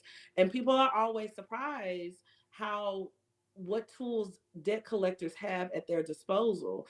And when you have a judgment, that's the best kind of debt that you can collect, because like I was saying on your show, I mean on your channel, judgments have a statutory limit where you can like seek after them, and in most states it's like 6 to 10 years, and it can even be renewed if you don't get the full judgment amount. That's what I'm saying. She could make life very complicated for Tasha K for a long time. To me, you got to be taking that seriously. Yeah. So the Supreme Court's not going to see this? Child, let me see. Maybe if she take, maybe Tasha K can get Clarence Thomas and take him on a yacht. Maybe they'll go ahead and hear this case. All right. Okay. I've used up all of your time, so thank you so much for calling in and breaking that down for us. No problem. Talk to you soon. Take Bye. care. We have some amazing, very intelligent, and well-versed folks. I can't tell you the amount of times we've had callers call in with and some of you that are in the comment section that have shared your thoughts. And look, one lawyer's opinion will differ from the next. And I'm sure some of you are watching might have a difference of opinion. I want to hear it. Share it. We want to hear it in the comment section. All right, let me get to these last couple of callers, and I'm going to get out of here because we do have our watch party in about an hour and a half on TikTok exclusively for the Real Housewives of New Jersey. But if you're part of the replay crew, let us know your thoughts. We weren't talking about Tasha K, but Tuesday Takeover is full of conversations about a variety of things in reality TV, pop culture news, and more. All right, so be sure to subscribe if you haven't subscribed to the channel so you don't miss out on anything. All right? All right. Joe, I'm going to bring you up next. What's going on, Joe? Hi, Kempire. Hi, how are you? Good. So regarding this Erika Jayne residency, there people are clocking her for for having it, but I respect the hustle, right? Like she still has got to earn her check so she could pay the taxes that she's gonna owe later. There's just gonna be a lot of them, so I can respect that. With regards to the Tia divorce, I know a lot of us are kind of like relieved and happy for her, but it's still 14 years of a marriage. So that is kind of sad. And I'm sure in those 14 years there were some some good times. I mean, it gave them 2 kids. So it is not necessarily just something to be fully joyous about. I mean, there is something to that's kind of sad about it. Have you decided on whether you're going to BravoCon yet? I haven't. And I still need to do what I need to do just to at least secure my spot there until then. But I haven't confirmed yet. Okay. And then for Beef, I tried watching the first episode over the weekend, but it felt a little boring to me. Does it pick up? Or does it get better after I get through? Oh my God, it gets so much better. Go watch it again and call us back when you're done. Okay, great. Well, yeah, that's all I have. So rest up, Kempire. I know you're pretty used to overusing your throat. Thank you. Thank you so much, Joe. Take care. Bye. Bye. We have some of the best callers. You guys are amazing. I love hearing everyone's perspective. I love that Joe pointed out about Tia and, this reminds me about the conversation we were just having on Sunday about Love and Marriage Huntsville and what's her name? Melody talking about, I didn't sign up for not seeing my kids not seeing my kids every single day. That is a ramification of a divorce. And, some of us that have never been through that or weren't raised in that, because some of you may have been a child of divorce and you might be triggered by things like this. So I like that we're having that well-versed conversation that, let's think about the other side of this. That's what I mean when I was talking about twerking on a fence. Because I'm always seeing like, well, maybe get on this side of the fence right now. You know what I mean? All right, let me just say thank you. And then I'm going to bring up in my opinion, because I see she called back in, so I'm sure she has additional thoughts. Thank you so much for the super sticker. We appreciate you supporting the channel. Thank you, thank you, thank you. Candace, thank you so much for the. You have a new picture, Candace? Is that you and the boo? I'm all in the business. I'm nosy. Okay. Thank you for the super chat. Candace says you won't get a diverse cast on OC. The county is very white and conservative. I was about to say when I forgot who I think it was Phoenix who called in. I was like, I don't know how diverse the Orange County is. So then there's that. Thank you so much for the super chat. Lonnie, hey, what's going on, Lonnie? Lonnie has been a member for almost 2 years. Happy anniversary. Lonnie says, make sure you hit that like button and show support. Like she's been supporting us for 2 years. Thanks, Lonnie. All right. Let me see what In My Opinion had to say. Hold on. What's going on, In My Opinion? What else did you have to say? Dang, Kempire, I wish I had Miss Esquire up here because I need to ask her, can these folks get their money from Erika because she doing this residency? Because let's pay them folks their money. Okay, now she can't say she ain't got the money. Let's pay. Half of her salary need to go back to them victims. Let's pay these victims off family. I'm just saying, Kempire, she wearing her jewelry off them folks. Now it's time for them folks to get some relief, okay? They've been waiting a long time. Let's give them some justice. Sounds good. Justice for the victims. Always. Bye, Kempire. Thanks, In My Opinion. Take care. Alex, what are you calling back for, Alex? You sound far away. Can you hear me now? Now I can. All right. So I wanted to quickly say, Miss Esquire was saying, are there any realtors in the building? So I wanted to say that my dad's a realtor. So he has access to the MLS, so he can check any city, any county, anywhere for any house. So I could get his MLS and go and check for Tasha K how much her house is worth in Atlanta. Goodbye, Alex. That is a behind-the-scenes conversation. Goodbye. I am offering my services. You know what? Goodbye, Alex. You didn't hear that. Anyways, guys, thank you to everyone that called in. We appreciate you supporting the channel. Shout out to our members. We appreciate you guys. To become a member of the channel, head on over to teamkempire.com/join. And for everything Kempire, including our social media, including our podcast, including our merchandise, head on over to thekempire.com. You can even watch us live from thekempire.com. So be sure to check out everything over there. And yes, I am working on new merch, hopefully before BravoCon. No, definitely before BravoCon. So stay tuned for that because I'll be wearing it if I'm going. All right. I need to start wearing my merch. Just saying. Like here, if anything, I should wear it here because I feel silly wearing my merch out in public. I'm like, but I shouldn't because I want you guys to wear my merch out in public, right? There we go. Well, I also don't want you to be like, Kempire. I'm like, oh, just saying. All right. Thank you to our King's Guards. We could not do this without you guys. So thank you to the King's Guards. Thank you to our channel members. And of course, thank you to our subscribers for being here and for tapping your screens on TikTok. And those of you who are watching on some Facebook, we appreciate you. Thank you to everyone watching on YouTube and on Twitter and Twitch. We appreciate you guys as well. I'm going to get out of here, but I will see you guys on TikTok at 9:30 p.m. Eastern for our watch party for the Real Housewives of New Jersey. Darisha said you should wear a Kempire. You're right. But I'm working on some new stuff that all of you are going to be proud to wear in these streets. All right? All right? All right. Shout out to all of you that have bought our merch and do wear it proudly. So thank you, thank you, thank you, thank you. I'm going to get out of here. I'm going to get out of here with some music. And I think it's going to be... Oh, don't forget to like the video if you haven't liked the video already. All right? And our... Oh, hold on. Let me get a super chat. Hold on. There we go. Hold on. There we go. Thank you, Mama Allie, for the super chat. And Mama Allie's reminding you guys that the timestamps will be available soon. Thank you. And thank you to you, Mama Allie. We appreciate you. Shout out to our King's Guards, guys. I'm going to get out of here. Let me take all this stuff down. Don't forget to support our Rose Forever collaboration, guys. Rose Forever is a sponsor this month. Don't forget to use the discount code KEMPIRE25 at roseforever.com. You can get $25 off and you can get yourself some roses. Or for Mother's Day, again, you only have a couple more weekends, guys. Order today. Stop wasting your time. And don't forget, I will be doing a giveaway. I will be doing a giveaway, so stay tuned. Stay tuned. I'll see you guys later. Get out of here. Let's get out of here. You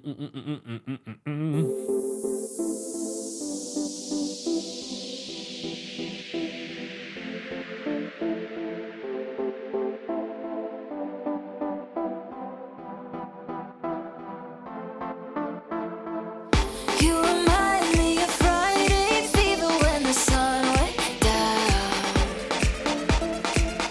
I could try to describe this feeling, but just come around.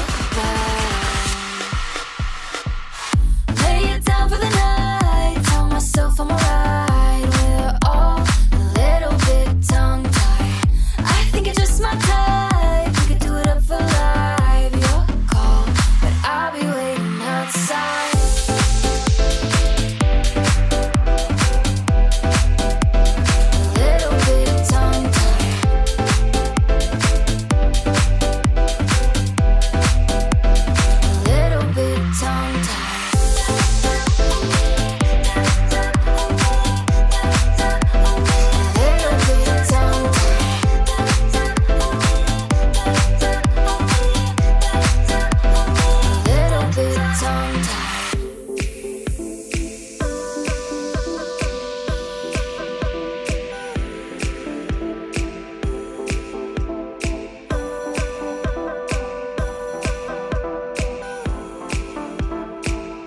You remind me of Friday fever when the sun went down. I could try to describe this feeling, but just come around.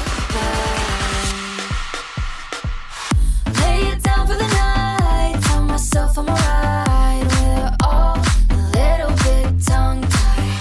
I think it's just my type. We could do it up for life. Your call, but I'll be waiting outside.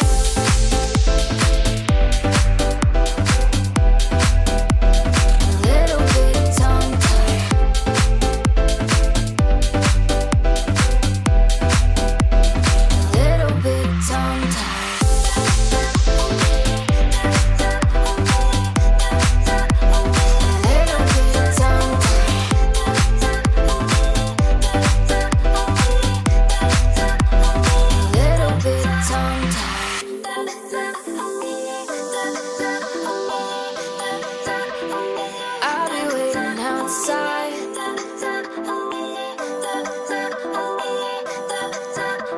A little bit tongue-tied.